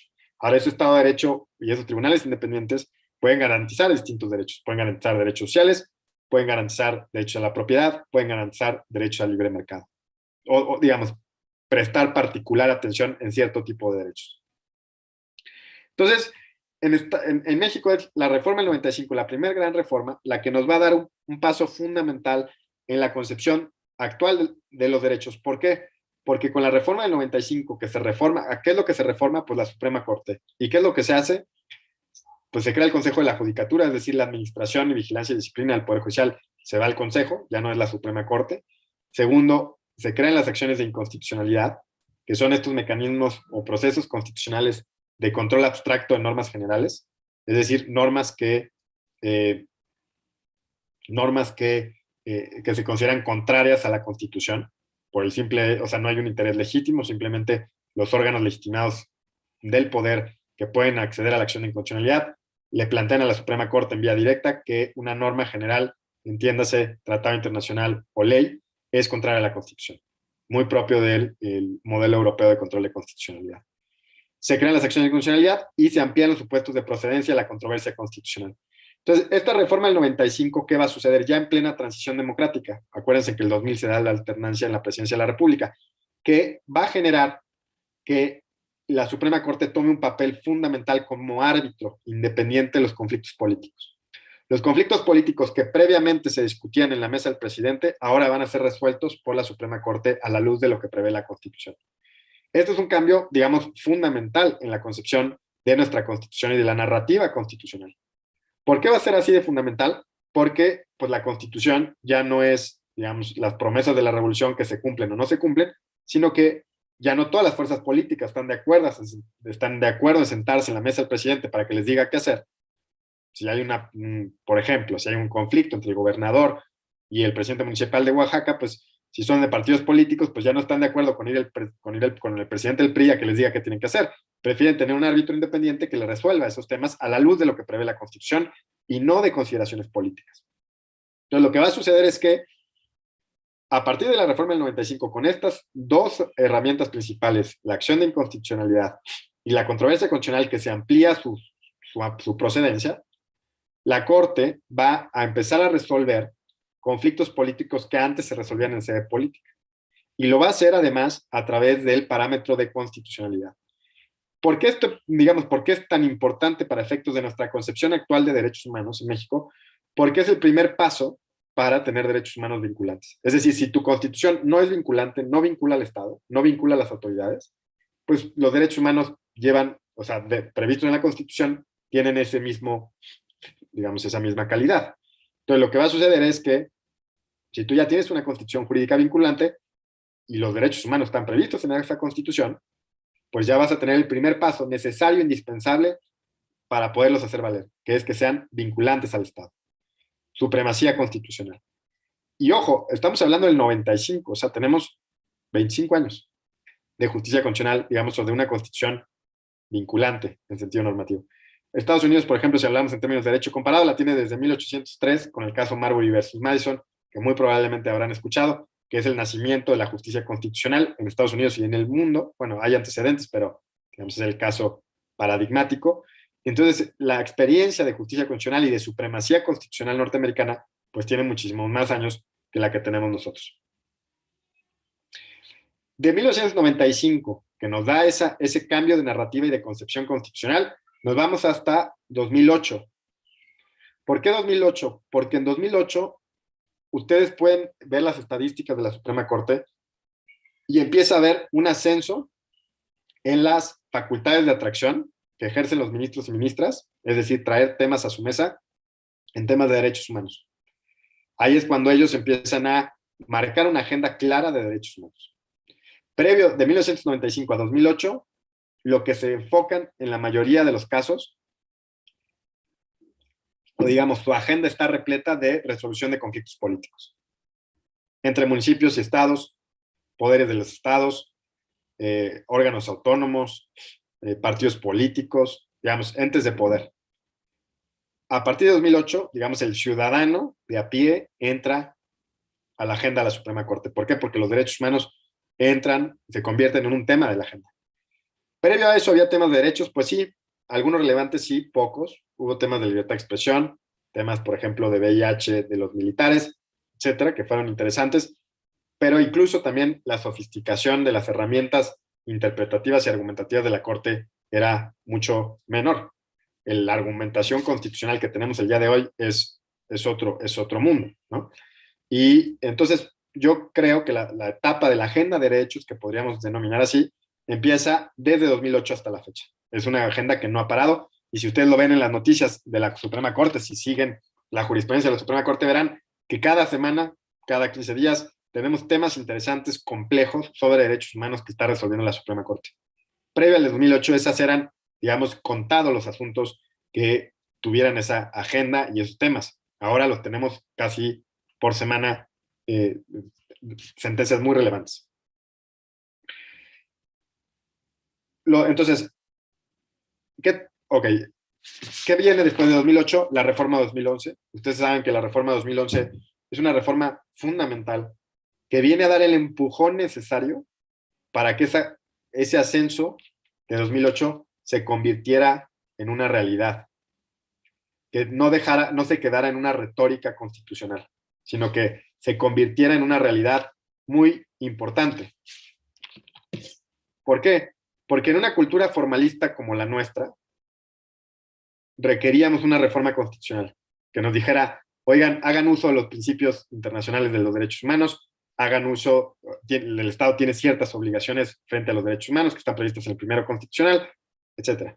Entonces, en esta cultura que tenemos, se cambia el primero constitucional y luego viene a interpretarla la Suprema Corte en sentencias que vamos a ver con detalle en la siguiente clase, que es el expediente 912 y la contradicción 293-2011. Sobre todo esta última viene a dar un cambio fundamental en la garantía de los derechos. Ahora, previo a eso, se reforma, entonces la reforma 2011 es muy importante porque es el empujón necesario, sigue adelante con la agenda de derechos. ¿Y qué nos va a dar la agenda, el artículo primero constitucional? Muy importante y lo vamos a retomar en la siguiente clase. Por ejemplo, obligaciones del Estado respecto a los derechos. La obligación de promover, respetar, proteger y garantizar los derechos humanos. Las obligaciones de promover es, pues, difunde derechos humanos. La obligación de respeto es abstente de violarlos, respétalos, abstente de violarlos. Y los deberes de protección y garantía son ya deberes también positivos del Estado. Por ejemplo, tribunales que los garanticen. Por ejemplo, si es el derecho a la salud, construye hospitales, ¿no? Se traducen en obligaciones positivas del Estado. Entonces, en estas 4 obligaciones tenemos facetas tanto de abstención como de acción, de hacer cosas. El Estado mexicano, para respetar el artículo 1 constitucional, no solo se tiene que abstener, sino que también tiene que hacer. ¿Por qué? Porque está ahí la promoción, el respeto, la protección y la garantía de los derechos. Pero también nos va a dar, nos da obligaciones de todas las autoridades del Estado, pero a la verdad nos va a dar principios de interpretación. Esto no es así en todas las constituciones. Hay constituciones que no tienen principios de interpretación o de aplicación de los derechos humanos. Digamos que en México nos los pusieron en el texto del artículo 1, para que no se nos olviden, abre la puerta de tu constitución y ahí están.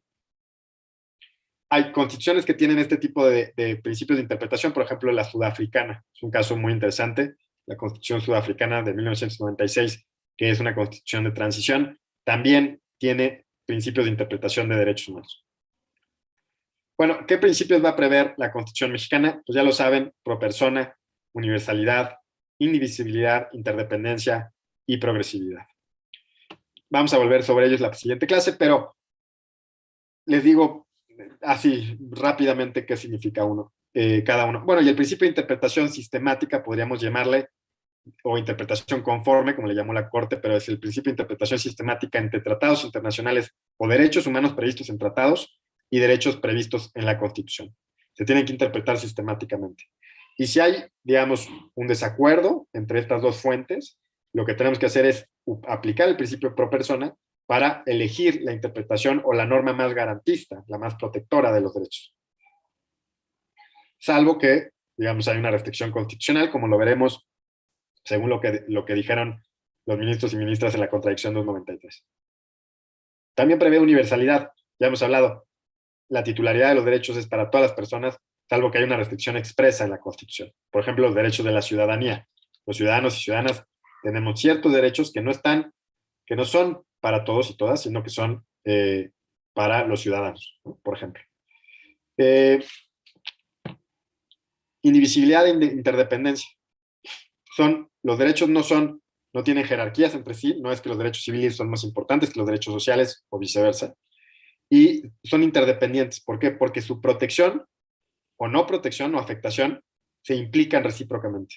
Por ejemplo, cuando tú afectas por ejemplo, contaminas un río, pues no solo afectas el derecho a la salud, también afectas el medio ambiente, puedes afectar el derecho a la vida, etc. Entonces, son interdependientes, tienen implicaciones recíprocas tanto para su protección como por su afectación, su posible vulnerabilidad recíproca. Y progresividad es que el nivel alcanzado en la protección de un derecho no puede echarse para atrás, salvo que haya medidas que justifiquen de manera muy robusta los pasos hacia atrás. Si no existen esas justificaciones, esos pasos hacia atrás no se pueden dar. Digamos, la progresividad viene acompañada del principio de no regresividad. ¿Okay? Entonces tenemos pro persona, universalidad, indivisibilidad, interdependencia y progresividad, diagonal, no regresividad. Ojo, también el artículo 1 constitucional prevé un punto muy importante que luego suele pasar desapercibido, es que establece que todas las obligaciones de todas las autoridades en el ámbito de sus competencias. Eso significa que cada quien en sus competencias, todas las autoridades en su competencia tiene que proteger derechos. Pero también implica que tiene que ejercer sus competencias cuando eso es necesario para proteger derechos. Piensen en un caso del derecho a la salud. Si los estados no ejercen sus competencias y no construyen los hospitales necesarios, por ejemplo, hay una violación al derecho a la salud por omisión por parte del Estado. ¿Por qué? Porque ya sabíamos, la obligación de promover, de proteger y garantizar, que son obligaciones positivas, es decir, construye un hospital si es necesario. Y segundo, porque para eso, si tienes la competencia, por ejemplo, entonces la tienes que ejercer. En otras palabras, hay casos en nuestro sistema jurídico muy cotidianos, muy comunes, que la violación de derechos no solo viene porque el Estado hizo, sino porque dejó de hacer, cuando estaba obligado a tomar acciones. Entonces el Estado puede violar derechos humanos tanto por acción como por omisión. Ya vimos, muy importante, la interpretación de los derechos humanos de manera sistemática entre tratados y texto constitucional. Esto es un tema importantísimo y lo vamos a ver también en la siguiente clase, cómo se abre la Constitución al derecho internacional y los derechos humanos. Y entra toda, digamos, ya estaba en alguna medida el 133, o sea, ya estaba prevista que los tratados internacionales, digamos, son parte de nuestro orden jurídico nacional, pero no se había dado la discusión desde la perspectiva de los derechos humanos, de qué jerarquía constitucional tienen los derechos humanos previstos en tratados internacionales que han sido suscritos por México, y cuál es el papel la vinculatoriedad que tiene, por ejemplo, las opiniones de la Corte Interamericana de Derechos Humanos o de órganos supranacionales a los cuales México se encuentra sometido. Eso también lo vamos a ver cuando hablemos de control de convencionalidad, la próxima clase, que es todo un tema importantísimo y que sigue teniendo desarrollos en la jurisprudencia mexicana y en la Corte Suprema Mexicana hasta hace muy poco, hasta hace unos meses, creo que fue en septiembre, que nos dio la última decisión, una contradicción de tesis muy relevante sobre el control de convencionalidad, pero que también lo vamos a ver en la siguiente clase. Entonces, todo este bagaje está en el primero constitucional y es ahí donde estamos parados. Obviamente hay un avance más con la reforma 2021, pero ¿qué también nos da, antes de decir una cosa de la reforma 2021, ya con esto hacer una pausa para sus preguntas? ¿Qué nos da? Que cuando va a entrar con toda su fuerza el derecho internacional de los derechos humanos y la interpretación que hace esos derechos la Corte Interamericana de Derechos Humanos, que como vamos a ver, son vinculantes para el Estado mexicano y para todos los operadores jurídicos nacionales, se va a entender que la Corte Interamericana de Derechos Humanos dialoga jurisprudencialmente con la Suprema Corte Mexicana. La Suprema Corte Mexicana no es una instancia inferior, sino que es una instancia que dialoga con la Corte Interamericana de Derechos Humanos y que en esa medida, digamos, su relación se entiende de cooperación y colaboración y no de antagonismo y no de supra o subordinación. Por eso hay un diálogo, digamos, son pares en ese sentido. Finalmente, y con esto termino, la reforma 2021, porque es relevante también, es un eslabón más en este camino de protección de derechos humanos en México. ¿Por qué? Porque la reforma 2021 tiene dos cosas. Una, digamos, para efectos de la discusión de derechos humanos, tiene muchas otras cosas interesantes e importantes, pero para efectos de una clase de derechos humanos, tiene uno que el cambio de la regulación del precedente.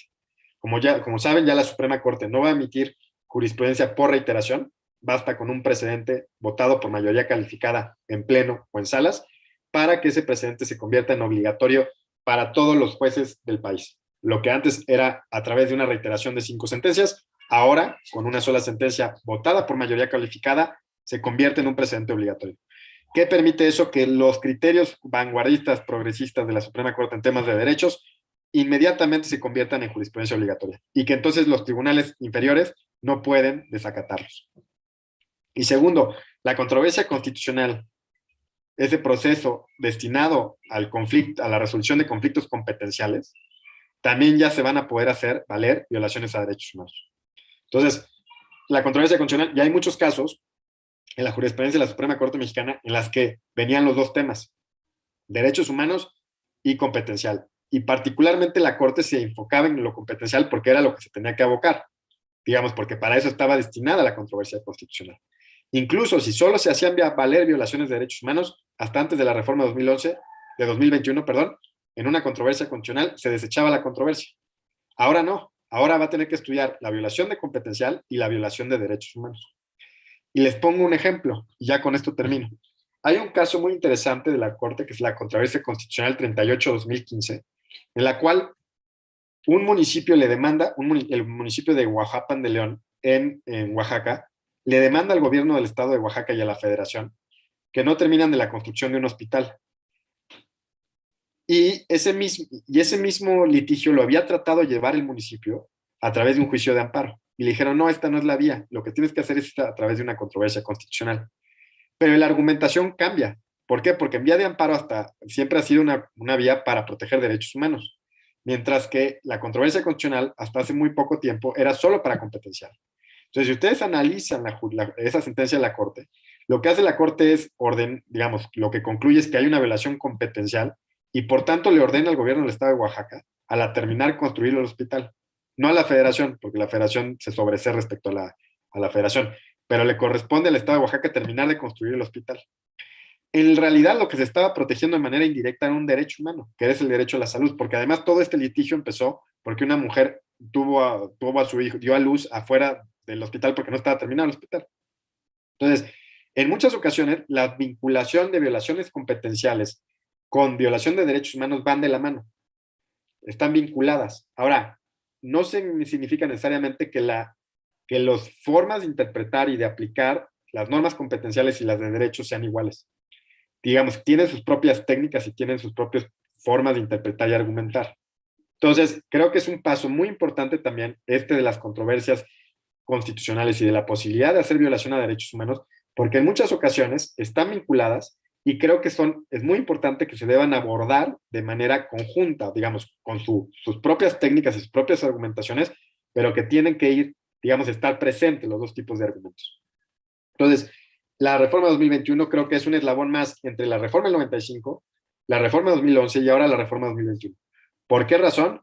Una, por la fuerza que se le da al presente la Suprema Corte, que si tienes sentencias como las que tenemos ahora de protección de derechos humanos que le están dando contenido a esos derechos, y ya no tenemos que esperar a 5 criterios reiterados para que se conformen en precedentes vinculantes, sino con una sentencia de mayoría calificada, entonces le da fuerza a las sentencias de la Corte, y eso es bueno. En este sentido, digamos, en tanto tienes una agenda progresista, tienes eso positiva, es una cuestión positiva, y por otro lado, tienes además esta ampliación de las controversias constitucionales, digamos, de la temática, del objeto de estudio de las controversias constitucionales, porque ya incluye la posibilidad de que se hagan valer violaciones a derechos. Bueno, sobre estos últimos puntos, al final de principios del artículo primero constitucional, obligaciones que están ahí previstas, que las dimos, digamos, de manera rápida, vamos a volver en la siguiente clase cuando hablemos del control de convencionalidad y de constitucionalidad, porque son muy importantes para entender nuestro modelo actual del juicio de amparo, que es uno de los mecanismos procesales a los cuales ustedes le van a dedicar todo el diplomado, entre otros, de control de constitucionalidad. Bueno, hasta aquí lo dejaría y si quieren damos paso a las preguntas y respuestas. Gracias, doctor Niembro. En atención al horario que se tiene disponible para la sesión, se realizará al disertante el mayor número de preguntas que nos permita el tiempo programado, ya que hemos recibido un gran número de dudas y comentarios en el chat de esta transmisión. Entonces, doctor, si le parece, empezamos con nuestra sección de preguntas. Le voy a hacer llegar 3 preguntas en bloques. La primera de ellas, ¿cuál es la diferencia entre derechos naturales y derechos humanos, derechos fundamentales y garantías individuales? La segunda, ¿es correcto considerar el justnaturalismo da paso al reconocimiento de un mayor número de derechos fundamentales en cada ordenamiento jurídico? Y la tercera, ¿qué papel tuvo la Iglesia sobre la obstaculización o protección de los derechos humanos? Muy bien, a ver, gracias Aleida y gracias a quien hace las preguntas. La relación, digamos, la diferencia entre derechos naturales, derechos humanos y garantías individuales o garantías es, a ver, los derechos naturales, esa concepción es muy propia del siglo XVIII y de las declaraciones. Evidentemente hay teóricos del justnaturalismo que, digamos, siguen escribiendo sobre, o sea, hay quien se adhiere a esa corriente filosófica y quien defiende desde ahí los derechos humanos, ¿no? La titularidad y su fundamento, sobre todo su fundamento teórico, de cuál es el fundamento de los derechos.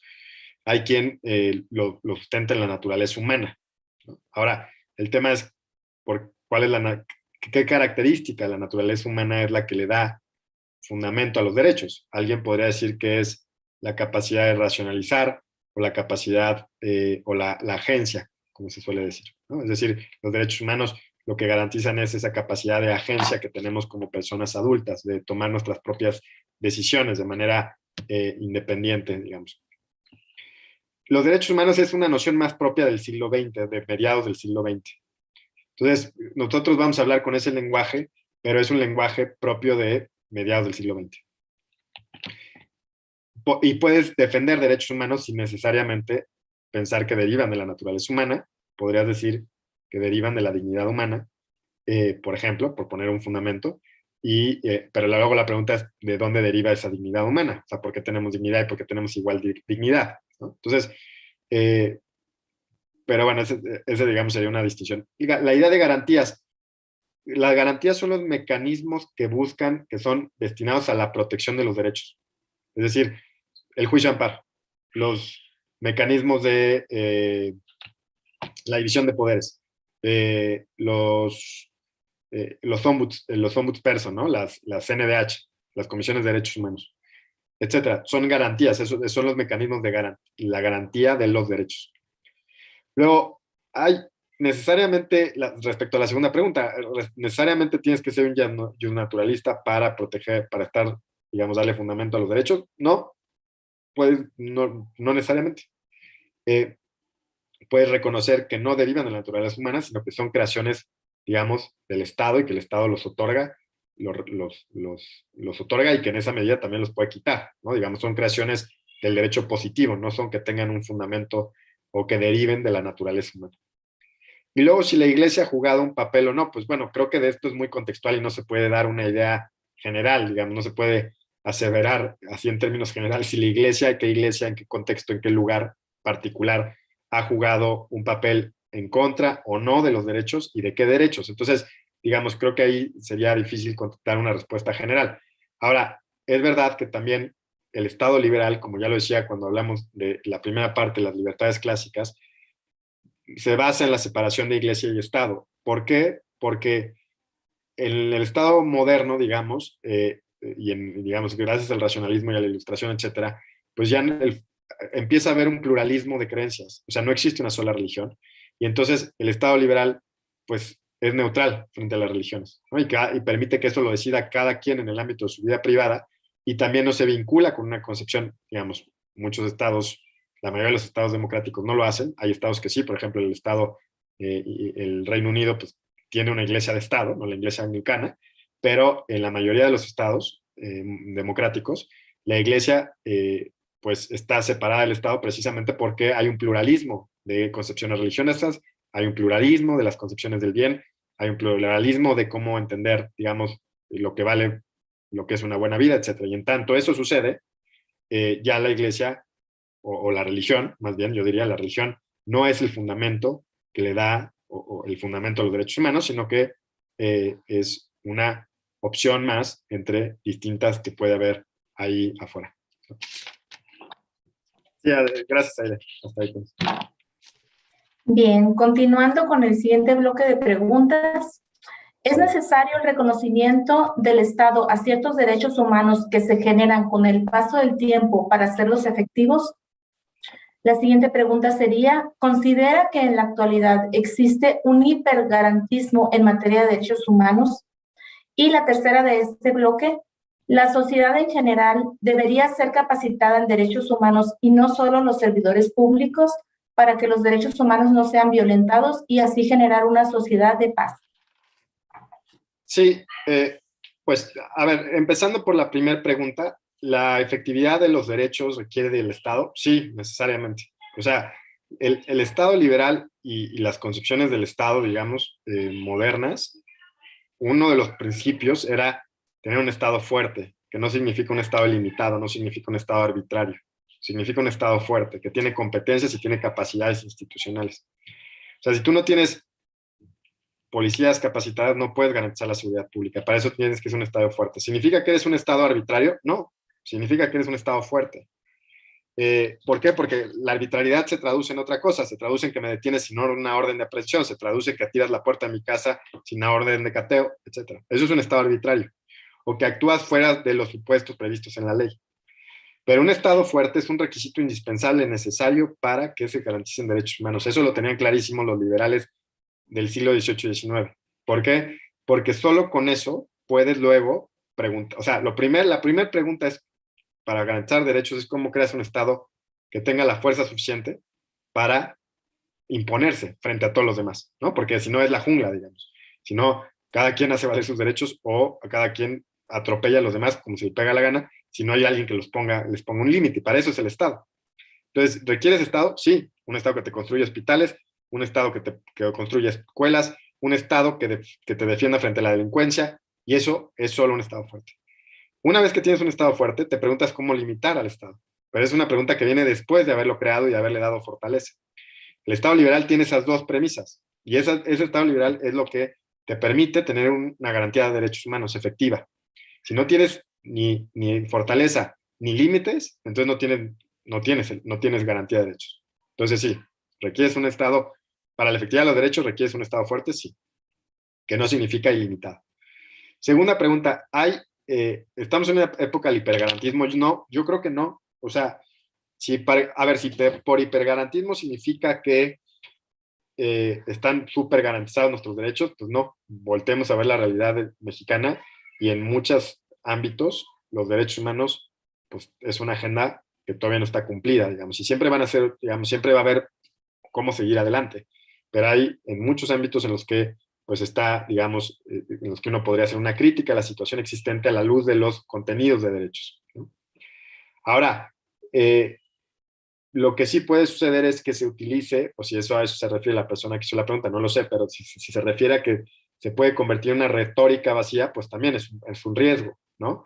Los derechos humanos tienen o sea, para que, digamos, tengan cierto sentido, pues no se pueden usar, digamos, para todo y para cualquier cosa, ¿no? Entonces, tienen ciertos métodos de interpretación, tienen ciertos criterios de argumentación, hay estándares internacionales, hay, digamos, literatura destinada a entender los derechos, cuál es su papel, cuál es su contenido, a qué te obliga como Estado, como particular, el respeto de un derecho, etcétera. Entonces creo que ahí es importante, digamos, fijar la línea, ¿no? Entonces, que no se convierta en una retórica, pero a la vez no creo que en términos de protección esto esté cumplido, digamos, y que por eso haya hipergarantismo, no lo creo. Y finalmente, la última pregunta, si hay una cuestión de la importancia de la sociedad para la protección de derechos. Eso es fundamental, digamos, la construcción de una cultura de los derechos humanos es algo que se ha explorado mucho en otros países, digamos, que tiene una protección mucho más robusta en temas de derechos que la nuestra, y es fundamental porque los derechos sin una cultura constitucional, sin una cultura de derechos humanos, es muy difícil que se cumplan. O sea, una de las principales herramientas para que los derechos humanos se protejan tiene que ver con cultura de derechos. Y les voy a poner un ejemplo, digamos, que les puede ser muy claro para el juicio de amparo. El juicio de amparo es un instrumento que fue pensado en el siglo XIX para proteger derechos civiles, básicamente. Que no fue pensado para proteger derechos políticos, que no fue pensado en su momento para proteger derechos colectivos, que no fue pensado para proteger derechos sociales, etc.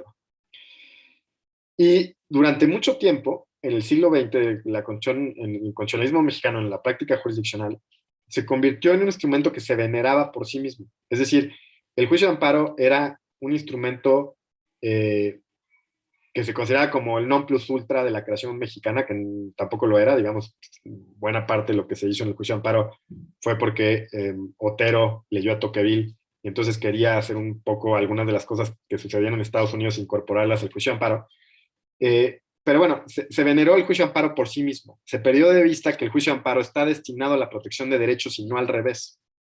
Entonces, digamos, para ponerlo en términos cómicos, el sacrosanto juicio de amparo se convirtió en la finalidad última de nuestro constitucionalismo, y la pureza del juicio de amparo, los principios del juicio de amparo, digamos, y se hablaba y se enseñaba el juicio de amparo como eso, como si fuera, digamos, una cosa que había que proteger, cuidar, etc.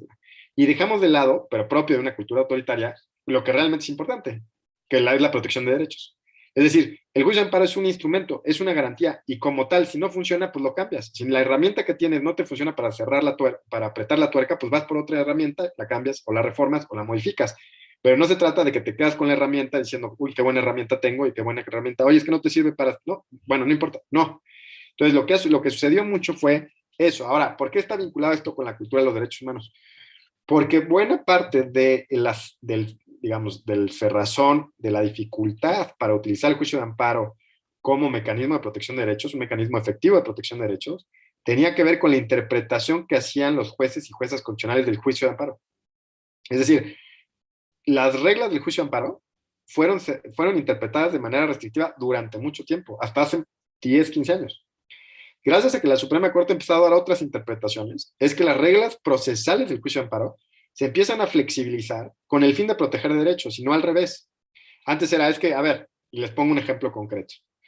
Antes, la Suprema Corte, hasta hace muy poco tiempo, había dicho que las omisiones legislativas, o sea, cuando el legislador no legisla y está obligado a legislar constitucionalmente, no eran justiciables por vía de amparo. Y decía que no eran justiciables por vía de amparo porque el principio de la relatividad de las sentencias de amparo lo prohibía. ¿Y por qué? Porque bajo su interpretación en ese momento decían, a ver, si tú ordenas a legislador X o Poder Legislativo X que legisle, esa legislación va a beneficiar no solo al quejoso, que viene en el amparo, sino va a beneficiar a todos los terceros que están regulados por esa legislación.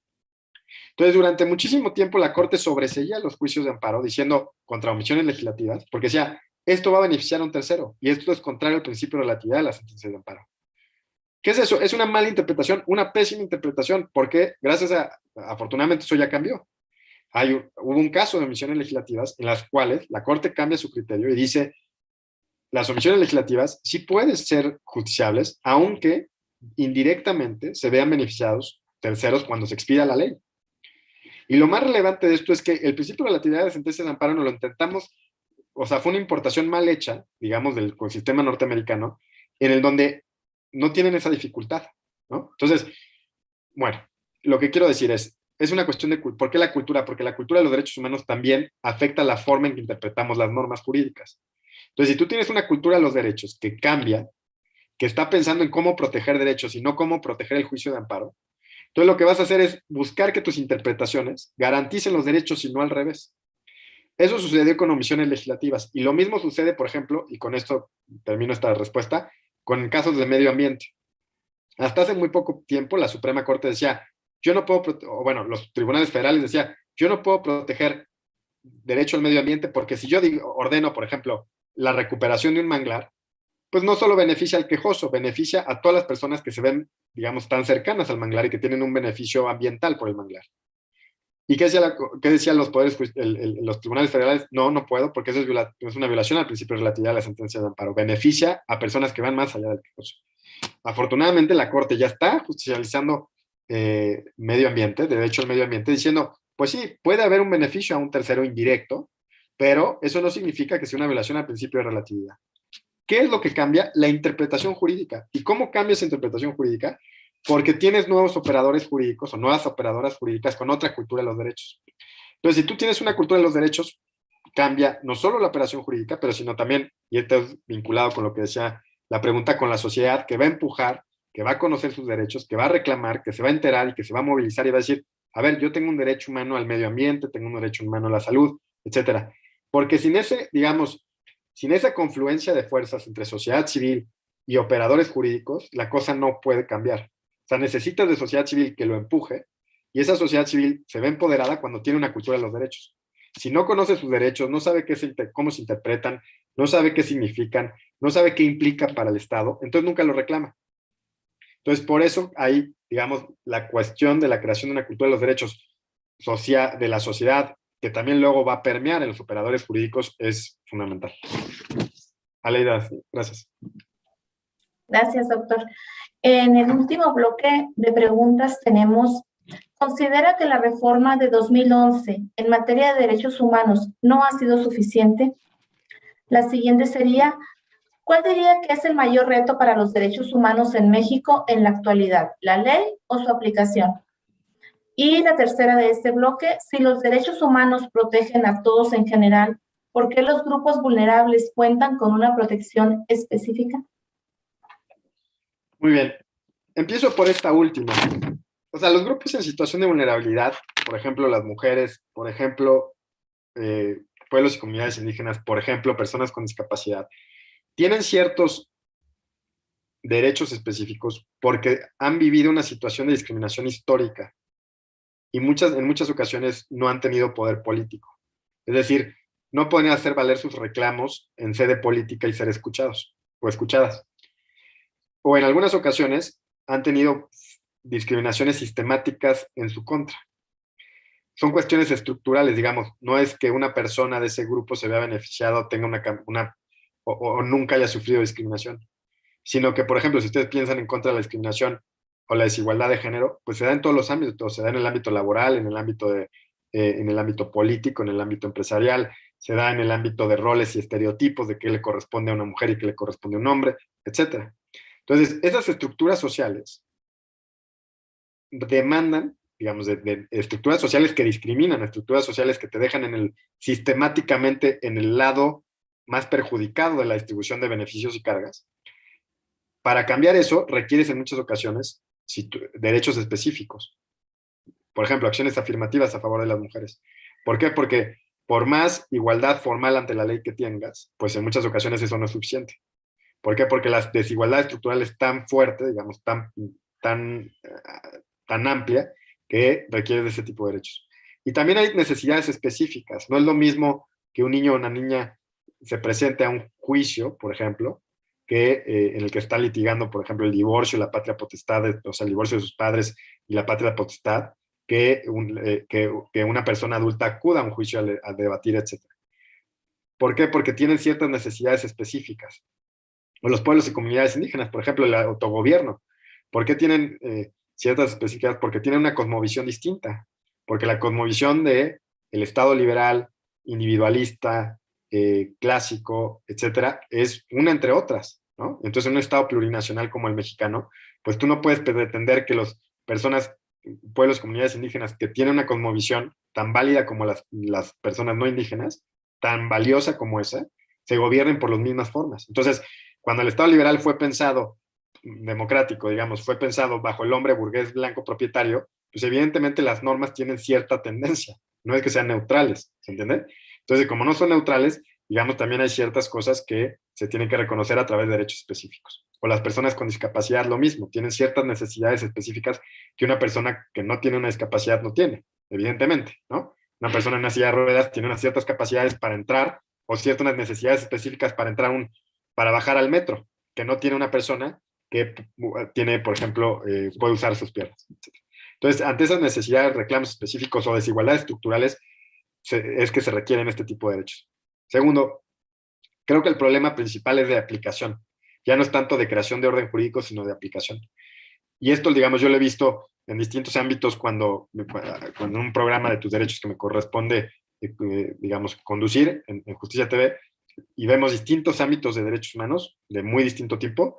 La mayoría de los expertos y expertas coinciden en distintos ámbitos muy diversos, que el tema es de aplicación y ya no tanto, digamos, de creación de más derechos. O sea, sí hay, obviamente, cosas que podemos seguir avanzando en el ámbito de creación del derecho, legislación, constitución, pero particularmente es una cuestión de aplicación. Y finalmente, si la reforma 2011 es suficiente, bueno, a ver, sí, desde alguna perspectiva podría ser insuficiente, sí. Yo creo que la reforma de amparo del 2011 no fue suficiente. Creo que, digamos, si nos enfocamos en la 2011 de amparo, creo que era muy importante hacerlo más fácil, menos engorroso, menos complicado. Creo que es un juicio de amparo todavía excesivamente técnico para efectos de ser un mecanismo efectivo de protección de derechos. Pero también creo que depende, como ya lo decía, en buena medida de la interpretación que hagan los operadores y operadoras jurídicas de esas reglas procesales. Y que quede claro, digamos, que esas reglas procesales están para proteger derechos y no al revés. Y segundo, ahora, desde otra perspectiva, la reforma de 2011 pues ha sido un gran paso. ¿Por qué ha sido un gran paso? Pues porque, como ya decía, nuestra cultura jurídica formalista fue el aventón necesario para que los operadores jurídicos digan, mira, tengo mi texto constitucional, está en el primero constitucional, yo puedo hacer uso de estas herramientas de interpretación que vamos a ver con detalle en la siguiente clase. Puedo hacer uso del derecho internacional de los derechos humanos, puedo ver lo que ha dicho la Corte Interamericana y aplicarlo como derecho nacional. Entonces, en ese sentido, ha cambiado o ha empezado a cambiar nuestra cultura jurídica. Si ustedes piensan o leen sentencias de hace 13 años y leen sentencias de la actualidad, pues no tienen nada que ver. Y una de las cosas principales es el uso de las fuentes internacionales. A veces no se usan del todo bien, a veces se usan de manera parcial, a veces se hace un copy-paste, sí, pero eso es parte de ir construyendo, digamos, de vincularte, de ir perfeccionando el uso de esas herramientas. Pero lo bueno es que ya se están usando. Y creo que fue la reforma 2011, el empujón de la reforma 2011 y luego la interpretación que hace la Suprema Corte de esa reforma, la que ya obligó a los operadores y operadoras jurídicas a hacer uso de esos instrumentos. Que como les digo, hay deficiencias, hay cosas que faltan, sí, pero fue un gran paso, digamos, en lo que podríamos llamar la transición jurídica mexicana, ¿no? O sea, así como una transición democrática, creo que la transición jurídica, uno de los piezas fundamentales fue la reforma 2011. Muy bien, pues hasta ahí, Aleida, muchas gracias. Gracias a usted, doctor. Doctor, antes de despedir esta sesión del diplomado, ¿quisiera usted cerrar con alguna conclusión o consideraciones finales? No, nada más agradecer a todos quienes nos escucharon, nos acompañaron, y a todas, y que, bueno, nos vemos el próximo jueves para seguir hablando del control de convencionalidad. Volveremos sobre los principios del artículo primero, y pues nada, buenas noches. En nombre de la Dirección General de Casas de la Cultura Jurídica, agradezco la participación del doctor Roberto Niembro Ortega. De igual forma, muchas gracias a las personas intérpretes de lengua de señas por el acompañamiento durante esta transmisión. Por último, me permito recordarles que la siguiente sesión del diplomado se llevará a cabo el jueves 17 de febrero, en la que el doctor Roberto Niembro Ortega continuará con la exposición del tema Control Constitucional y Convencionalidad. En la plataforma del diplomado, en la página de Internet y en el canal de YouTube de las Casas de la Cultura Jurídica encontrarán el vínculo de acceso a cada transmisión. La Dirección General de Casas de la Cultura Jurídica agradece a todas las personas que se conectaron a esta sesión. Muy buenas tardes.